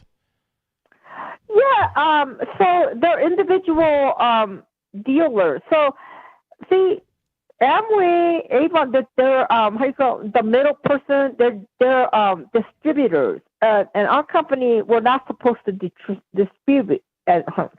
Be a distributor. We're not we don't have a middle person. We're not supposed to buy something and resell it. Right. The thing is that everybody does it, but it's illegal to do it on Amazon, and they're doing it there. Well, that's the whole thing. It may not be illegal. It might be against what the company wants to do, but unless they have that written into their clause or they're going to go after people who do that, it's very likely that it'll continue.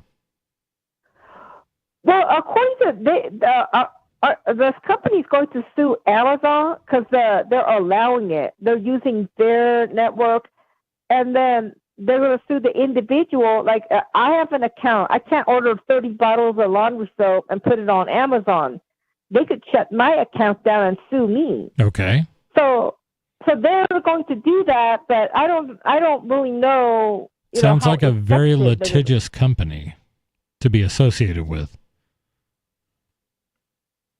Do you know what I mean by that? I'm saying if you just want to create a product and then just make lots of money off of suing everybody who doesn't sell it exactly the way you want, that may not be a company that I might want to be involved in. You know what I mean? Yeah, but the thing is that it takes away from our model, we hook you up with a company, you order directly from the company, and then they guarantee the 90 days. Mm-hmm. Not the middle person guarantees it. Like if I was to give them like the vitamins, and they say it doesn't work, I want my money back, I would have to refund them.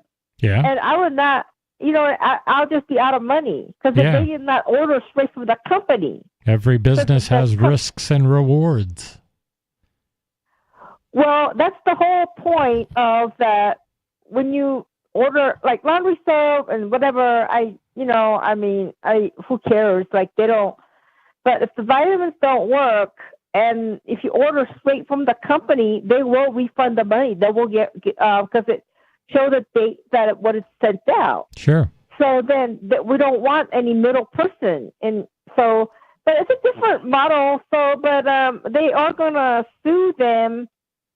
So, I don't know. But if you're within the rules, you're a monthly customer. You're just a customer. You don't distribute. You're allowed to give them away as gifts. Okay. As long as you're not selling it, retailing. I don't know how big this company is. $8 billion. $8 billion company. Okay, so they got some size. Maybe that's the thing I like about the market is that if the market decides it's buying your product on Amazon, it's going to, and there's nothing the company can do about it. Yeah. However, I do like what you brought up though about not putting your dollars into things you disagree with. Your example of not buying any Bezos stock. So I think that's about all the power you have towards fixing any of it is just, we call it voting with your dollar. Yeah. You put your dollar where you think the incentive ought to be. And if companies don't meet your values, then don't deal with them. That's fine. I take the same approach to government. But the thing is, isn't the Whole Foods doing well, though? He bought it because it was doing well. Natural. He bought it because it was doing well. It was doing great. Yeah, and it was doing well because the majority of the food on the shelf is poison.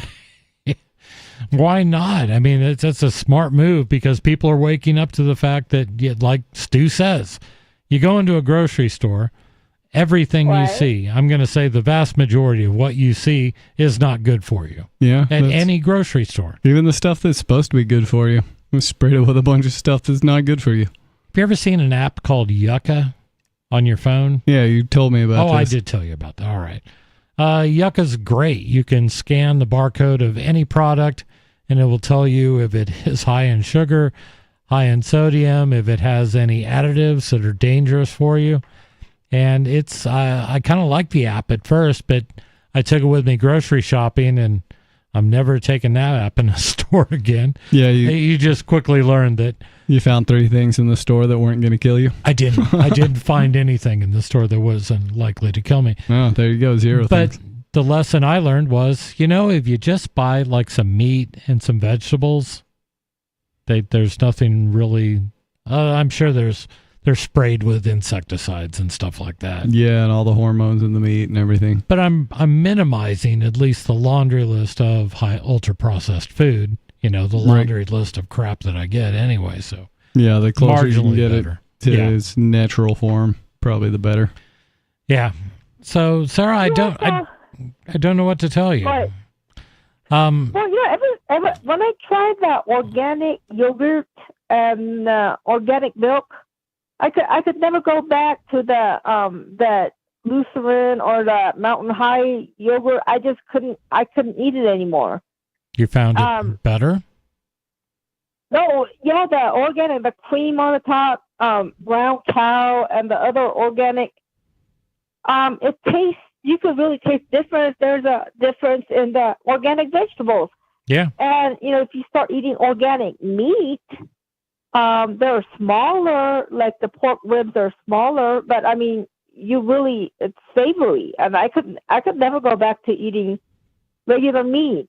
Yeah, the factory farm meat tastes remarkably less good than than small farm raised meats. Yeah, and we're fortunate enough to live in an area where you can get fresh meat from a farm, and it's amazing the difference. It doesn't even look the same. Right. Yeah. Oh wow! So it's richer, it's redder looking. That's what I noticed. The organic meat has a real red color. Yeah. What about you get the organic eggs too? I stopped. Yeah, the cage-free organic eggs. Yeah, we in New Hampshire, you don't really need to go to a store for eggs. I passed 3 places on my way to the store pretty much everywhere. Everywhere you drive, there's a big Sharpied sign out by the road that says eggs. $3 a dozen or whatever. And they're usually less expensive and they're better for you. So why wouldn't you? As far as Whole Foods go, Whole Foods go, I think they tapped into something and they were very successful, and they made a lot of money before they sold out to Bezos. I mean, they were not hurting, and then they made a ton of money. Is that the what? Go ahead. Is it a family that owned it? Who owned it? I don't know. Again, I don't know the history of Whole Foods, but I have always looked at them as a company going, first of all, they were able to command top dollar on all their products because it was the one store you could go into and arguably get better food. And people were willing to pay top dollar for that food. That's great. That's very capitalistic. And is that also how it got its nickname, Whole Paycheck? Yeah, the Whole Paycheck. So they got competition out now. They have Sprouts competing. It's a similar model, and then so does. Oh yeah, we had Sprouts in Utah. Cottage. I love that store. What about Nature's Cottage, Vitamin Cottage, the Nature's Grocers? They merged with the Vitamin Cottage, so they're in competition too to the Whole Foods, and maybe people will quit going to the Whole Foods because Jeff Bezos. He's done a lot of shady things. I did notice their shelf stock changed a little bit after it was purchased by Amazon. Really? Oh, yeah, it dropped, right? That we're like, why is it $40? Well, Jeff Bezos, Amazon fought over it. Everybody just like, oh man. Yeah, it seems like quality went down and prices went up, like kind of abruptly, and then they did this thing where they were trying to feel out the market. I haven't been in a Whole Foods in years. But it was around that time that I quit going into Whole Foods. I'll still use the world market sometimes because you can get like international stuff that you can't get anywhere else. Yeah, and we have, in the Northeast, we have a lot of co-ops and things like that. There's a big one in Brattleboro, and I know Keene's got a fairly well-established co-op, which is mostly farm-raised or small businesses, and it's, real food, and people will pay ridiculous sums of money for that food. Yeah, I recommend everybody just look around on the internet for a while, or if you know where your local farms are, good, go down there, meet your local farmer, and ask him if you can buy some of his stuff directly from him. Yeah. Eliminate all the middlemen. I'm all for that. Okay, well, you have a good night. Thanks, Bye. Sarah. Have a great night. Yeah, that was a fairly unconfrontational call with Sarah. Yeah, it was one of her more okay calls, I'd say. She was well behaved. She was. I think she just knows what not to say to trigger us. No, no. She brought up some good points, and I don't think that her whole thing about these people are breaking the law. I think they're breaking probably company policy by putting the stuff out there for people to buy. But some people don't care if you're going to give me 120-day guarantee on my vitamins for this price, but I can go to Amazon and buy it for no warranty on something I'm never going to return anyway.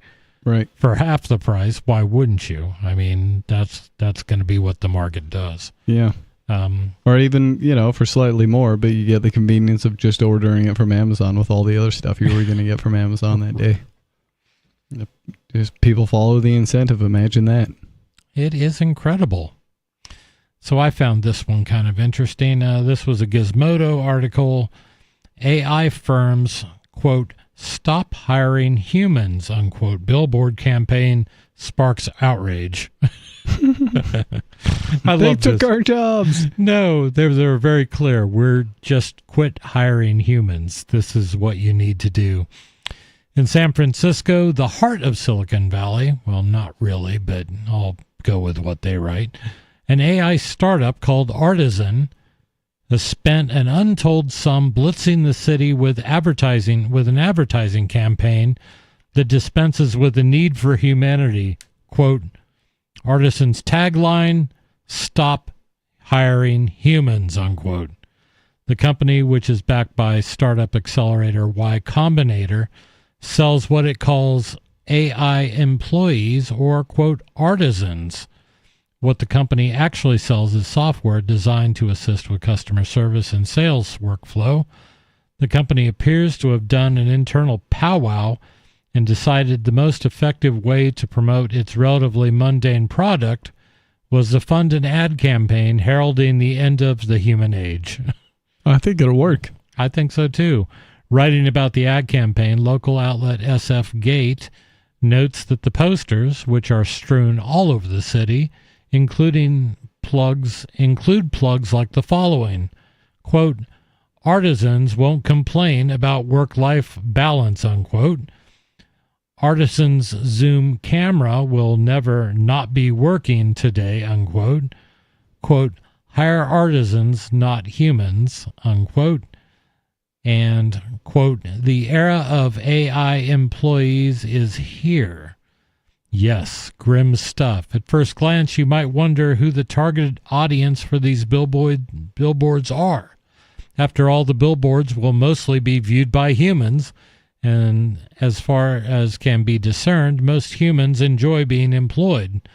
As such, it's a media campaign that would seem to discriminate against its core audience. Yet beneath the initial ridiculousness of it all, there is an obvious explanation. The ads are designed to make people mad and thus grab headlines. In an interview with SFGate, the company's CEO, Jasper Carmichael-Jack, defended his company's position to advertise its product by promoting the end of the human workforce. Quote, they're somewhat dystopian, but so is AI, unquote. The CEO told the outlet of the ads, quote, the way the world works is changing, unquote. He added, quote, we wanted something that would draw eyes. You don't draw eyes with boring messaging, unquote. Yes, Carmichael Jack was clearly trying to tap into Americans outraged over AI, and he has succeeded. I am writing about him, after all. He has successfully banked the predictable outrage with his media campaign that his media campaign was designed to inspire and now is being interviewed by journalists. Yet, in very much the same way, he is currently using us to promote his company. Maybe we can use Carmichael Jack to make a point. It is Carmichael Jack's admission that his billboards are, quote, dystopian, unquote, just like the product he's selling, that gets to the heart of what is so effed up about the whole situation. It's obvious that Silicon Valley's code monkeys now embrace a fatalistic bent of history towards the Blade Runner-style hellscape their marketing imperatives are driving us. Man, I don't know how much more of this article I can take. This is absolute hogwash. You really think that just because AI did the job of the person that probably getting paid to do something they really shouldn't be doing? Right. Like, come on. Your job's going to get replaced by AI if it can. It can't do mine, and it won't be able to for quite a while. But a lot of your jobs out there are just going to be taken up by a robot. And we use AI in our small convenience store. Hey, good on you. I'm a huge fan of more efficient productivity. Not to sound like Skeeter or anything, but right. But I mean, so this is part of what made me start to look around and read books like A History of Money and Banking in the U.S. is just the thought of how much has productivity gone up. Now one farmer can create enough food that it covers 1,000 farmers' work. Right. 1,000 to 1. And so where did all this abundance go, and how do things keep getting more difficult to afford?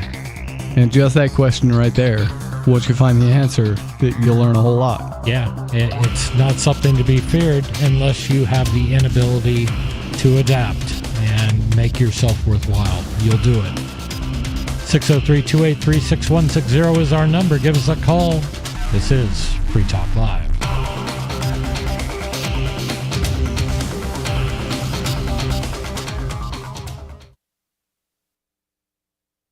Some of you have wanted to support Free Talk Live's mission on a monthly basis, but don't want to support Patreon. Now we have an alternative that also helps our premier streaming platform, Odyssey. Visit video.freetalklive.com and click Join at the top of the channel. You can subscribe for $5 per month, and unlike other subscription services, Odyssey adds their processing fee on top, so it'll cost a little over $5 per month, but Free Talk Live will receive the entire amount you pledged. Higher donation tiers are available if you're feeling so inspired. You'll get a special membership badge that's visible in the Odyssey chat room, and if we get enough supporters, we may enable members-only chat. This new subscription method is a great way to decentralize our direct listener support away from just Patreon and also support a libertarian-run business, Odyssey. Please visit video.freetalklive.com and click Join to subscribe to our Odyssey channel and help support spreading our message around the planet. Visit video.freetalklive.com and click Join today.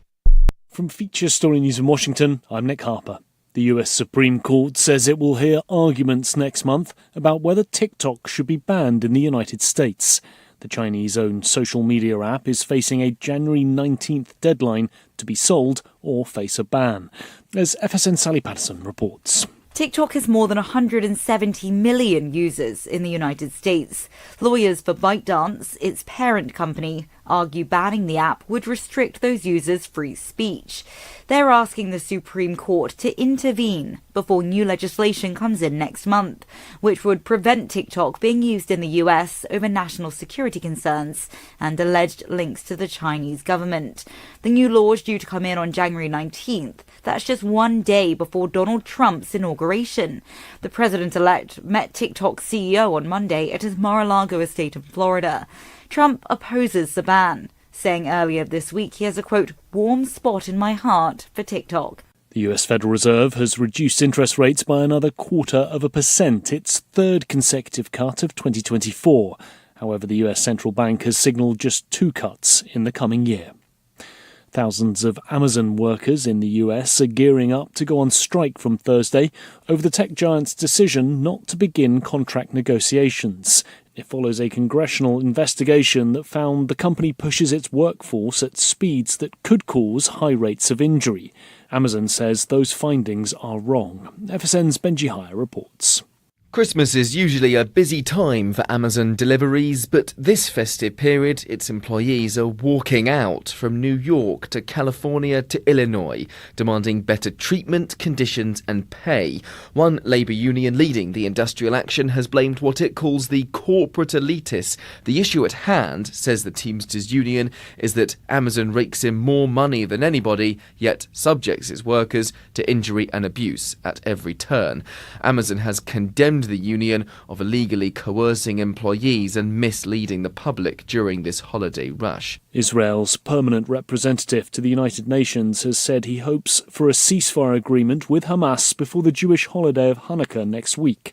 FSN's Mitch McCann reports from UN headquarters in New York. Amid reports that mediators are closing in on a ceasefire agreement between Israel and Hamas, Israel's permanent representative to the UN this morning speculated on what such an agreement might look like. Danny Danon told the press before entering the Security Council meeting that a ceasefire might occur in stages. At the Security Council meeting, members were briefed by the Assistant Secretary General for the Middle East on the current situation in Gaza and were informed that approximately 250 Palestinians had been killed in the past week as a result of Israeli strikes. From Bureaus Worldwide, this is FSN. Got Telegram? You can follow our channel there and discuss show prep with other listeners at telegram.freetalklive.com.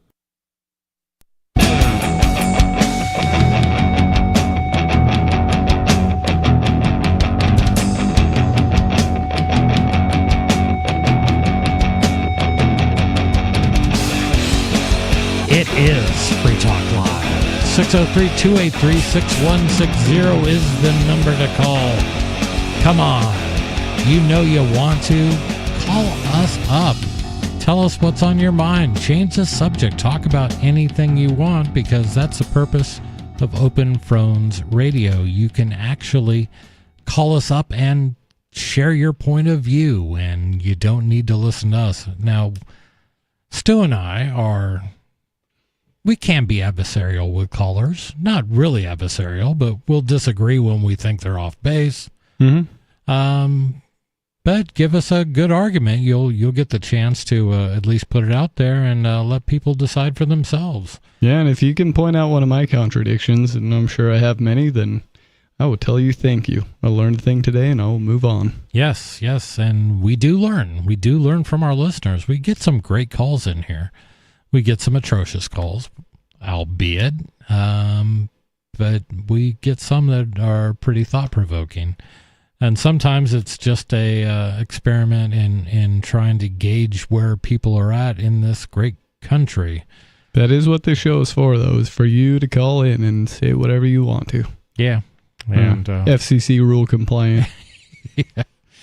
Unfortunately, my hand does have to linger close to the dump button, so occasionally we get to use that. Trying to see what else I had. I had some other stuff. So I'm trying to think of, so we were talking about AI, and Stu kind of asked me off mic during the commercial interruption, what I use AI for in my convenience store. And we use a product that screens job applicants through AI. So when someone comes in and they say, hey, are you guys hiring? I'm interested.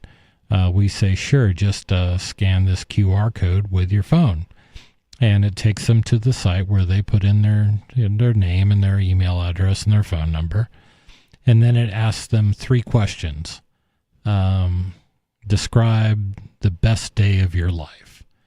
And it may ask them something like,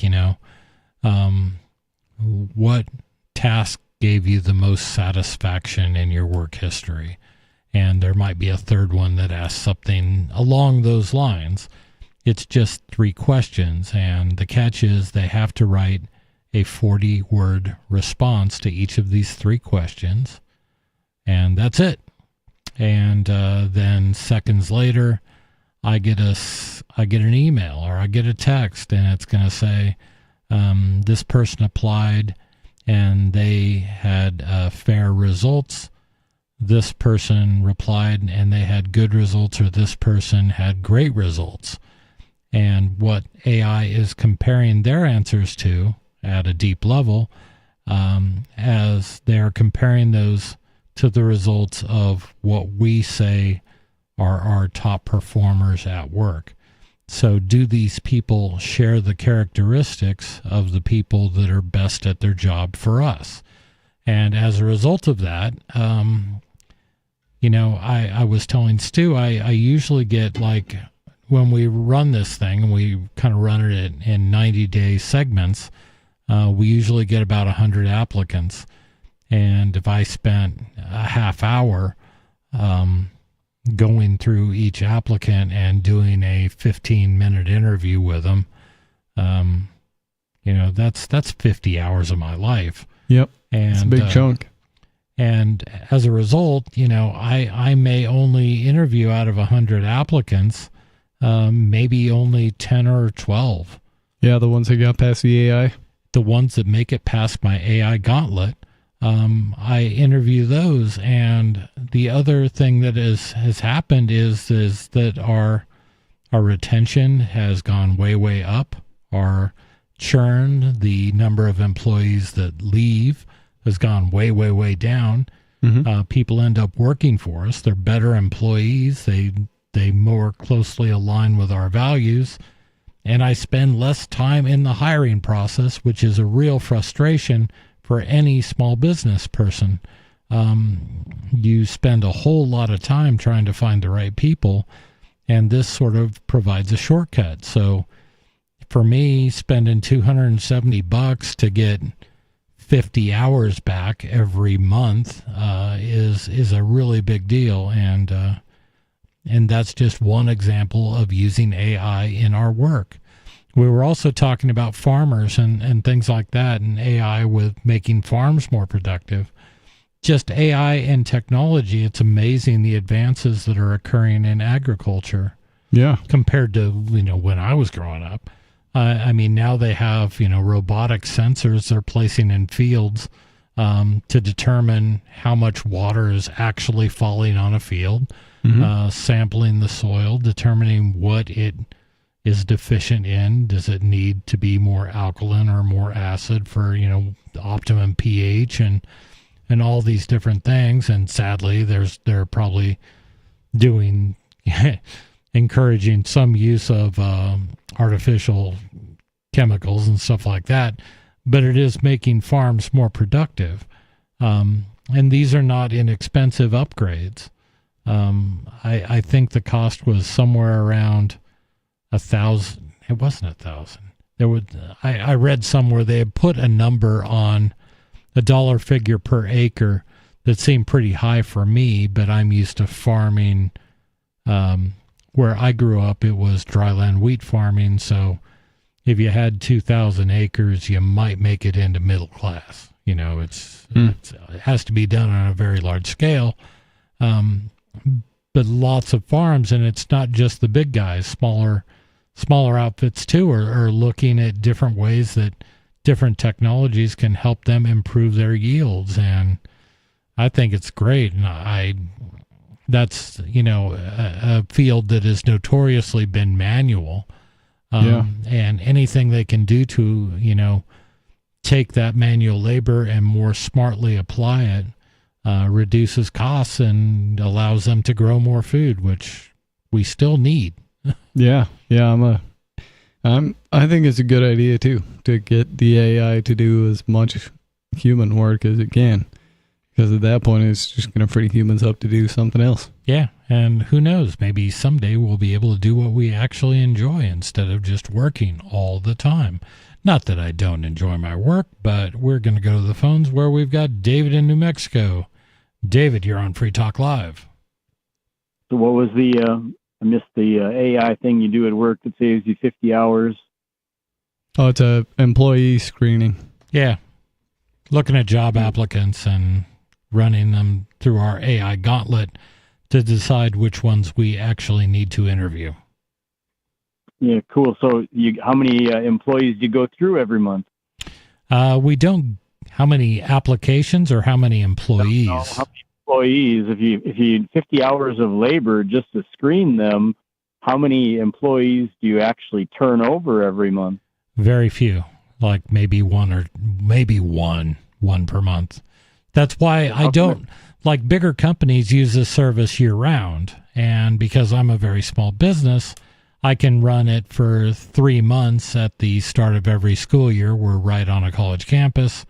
We can do that, and we're set on applicants. Like right now, I have applicants that, we have a full staff to handle everything we need today, but I have a lot of applicants in the pool that I can pull in.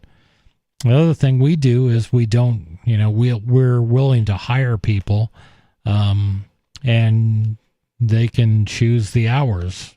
We don't publish schedules. So we publish what we need, and then we have a pool of student employees that's larger than what we need. So we always have staff, and we don't really have to schedule. You know what I mean? You say that they are self-scheduling. They look at what's available and pencil themselves in electronically for the shift they want to cover. Is that what you're saying? Yes, and they understand that if they go for a shift, they are required to attend that shift. If they can't, they are responsible for finding a replacement, finding somebody to swap with them. So it's basically supply and demand. There are a finite number of shifts available, and if people want money and want to be paid, then they get in there early, Like I've got shifts scheduled already into February that people have jumped on because that's as far out as we're going right now.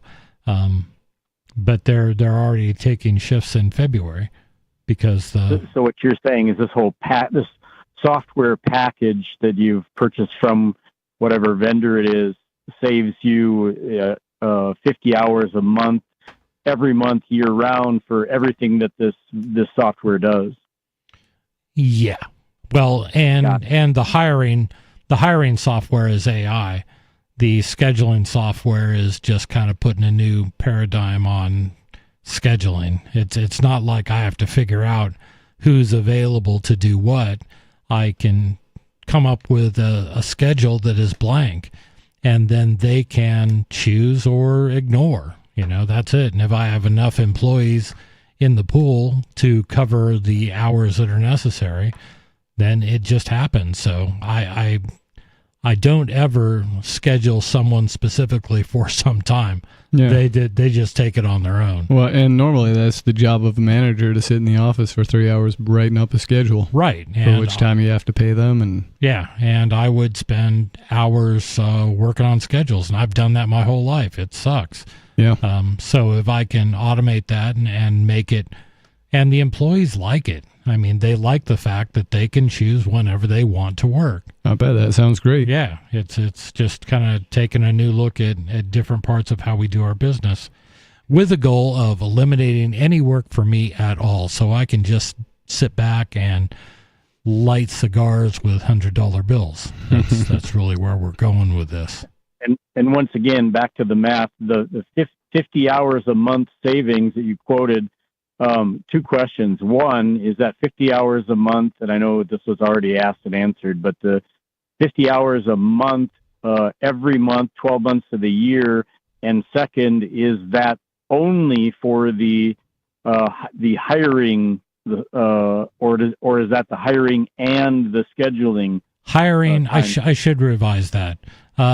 50 hours a month would be times 3 months, because usually by that time I've got all the applicants that I want to hire. That's what I thought you were saying. The second time around, but since there were two different answers, the one I heard on the radio and the one you stated, I asked a second time to see if I would get the same, which answer I would get twice. Oh man. Well, and we're in hour 3. I mean, we've been answering questions all night, David. Ease up. Give a man a break. All right. I'll ease up then. Okay. So easy question then is, are the scheduling and the hiring, is that the same software product or two different products? Two different products. From the same vendor? No, two different vendors.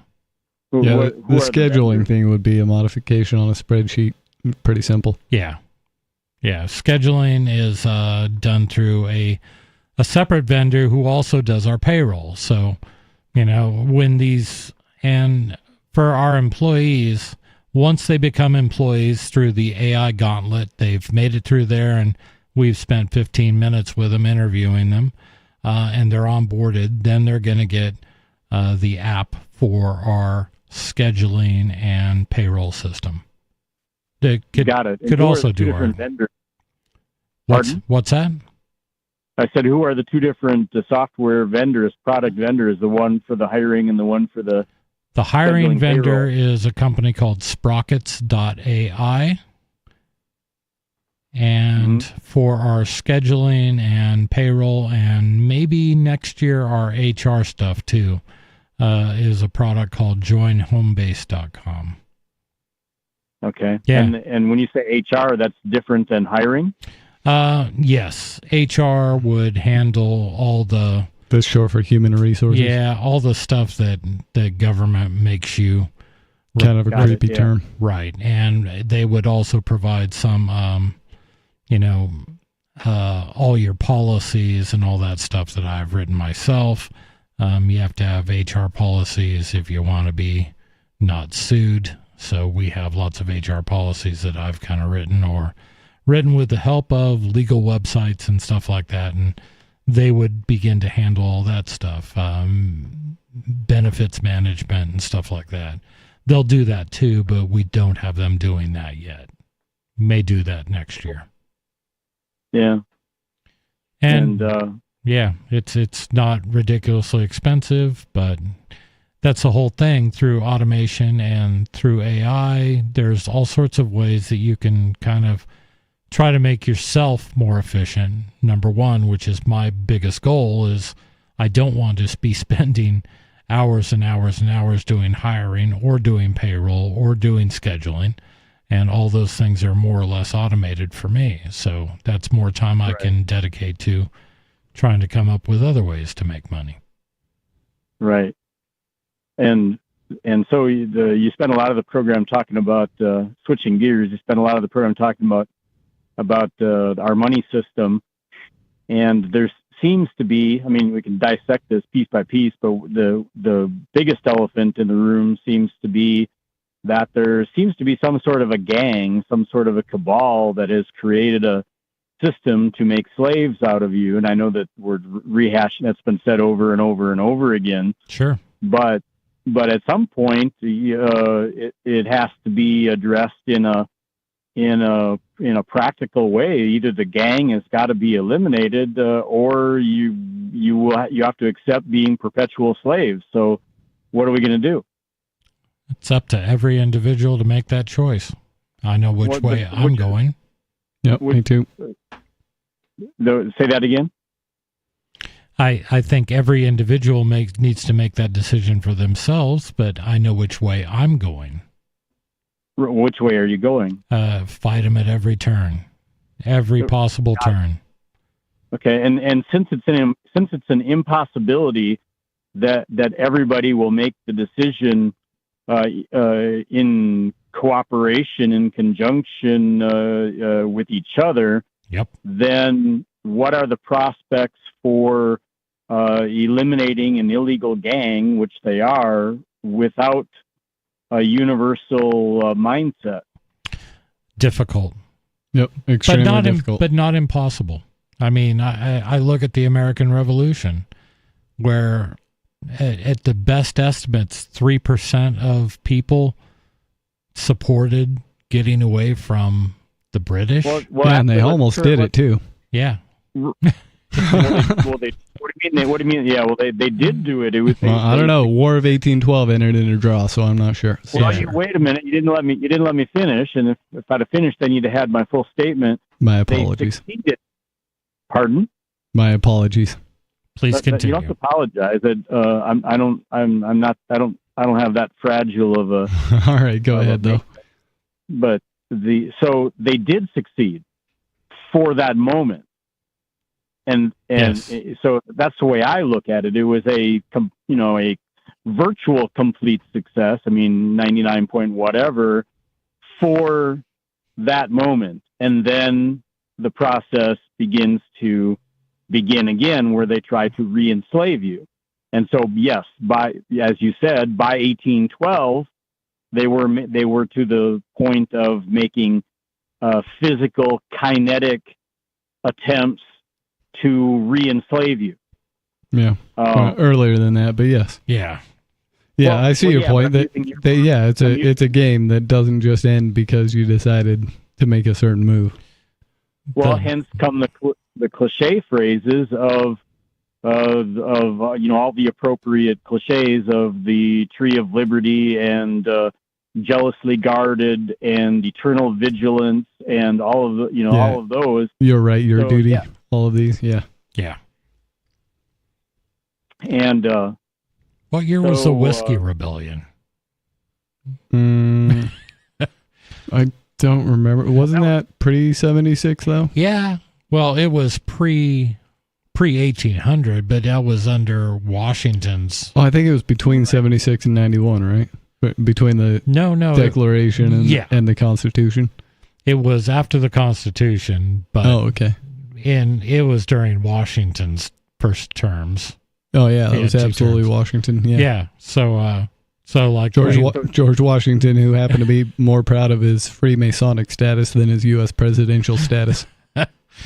And he just declared war on some whiskey producers in Pennsylvania because they weren't paying the tax. And we didn't even make it to 1800. Right. So back to eternal vigilance, and that it's not up to one person like a Washington. Nope. Although you got to give the guy credit for. I mean, you wouldn't even have had to worry about the Whiskey Rebellion if you didn't have Washington. True. He's basically the glue that held the whole damn thing together to defeat a king. Yep. So he got you there, so cut him slack on a tax rebellion, and then get back to the business at hand. Oh, and let's I want to be accurate on the numbers. 3%. I believe that figure is the people that actually fought, that actually signed up to kill other people. Ah, okay. Yeah, there we go. I believe that if you, to make it simple, the number I use, and somebody can correct me if I'm not accurate, is that I divided in three. A third of the American population supported killing a king. A third of the population was against. They supported that king, and a third of the population probably didn't give a damn. They're just going to wait on the sidelines and salute whoever won. I think that may not be at all accurate, but as a rough gauge, I think that's a pretty good one to use. Yeah, I think. Well, then I think it was less than 50% of the people dwelling in the American colonies that weren't Tories. I think Tories were the majority for the whole time. Interesting. Like what percentage do you think? Well, I don't know. Maybe the Tories were like 40%, and apathetic was like 30%. I just got to run my farm. Right. I suspect I just got to run my farm was a majority. Yeah. Not unlike today, where we have a majority of undecided or undeclared voters. People that just aren't members of any political party are the actual majority. Mm-hmm. Right. And actually, so that supports another allegation of mine, and that's good news that if Tories were 40%, of course, just being a Tory doesn't mean that they're willing to risk their neck. They might be a Tory, but they're not one of the 3%. They're not. I'm sorry. They didn't step out to fight with the redcoats against the 3%, did they? No, not usually. Right. Got it. And so the good news is that 3% who are actually willing to kill their slave master can defeat the slave master. Yeah. That's the good news. And if that slave master is separated by thousands of miles of water and limited to wooden boats and things like that, I think the circumstances changed, and I don't think killing our masters is going to work in this situation. Well, actually, I think it would. I'm not saying you have to do that. I'm just looking at facts and logic and reason and deduction. I think that actually, well, first of all, let me agree with you that, because I've used that same argument, that the Atlantic Ocean is what ensured the victory or resulted in the victory of the Americans over a king. I would say that it was the fact that the British Empire had gone around the world making the rest of the countries very angry for a very long time, and that the colonists had the support of other countries like Russia and France. Well, got it. But I was trying to support the argument that you had previously given about wooden boats. I like any wooden boat article. Thanks for the call, David. And that's it for tonight. You've been listening to Free Talk Live, 3 hours. We'll be here. What's our next show date? You and I'll be on? Christmas. I think it'll be the 25th of December, so we'll be here. If you're bored Christmas night, tune in. This hour of Free Talk Live is brought to you by Dash Digital Cash. Dash is the cryptocurrency designed to be used for spending. Rising fees have made Bitcoin useless for purchases, but Dash continues to have fees less than 1 cent per transaction, and its features ensure Dash is undefeated as the most useful cryptocurrency in the marketplace. From a technical standpoint, Dash transactions are irreversible, and its network is protected from 51% attacks by their Chainlocks technology. There's no need to wait for a confirmation before considering a Dash transaction complete, so it's great for merchants.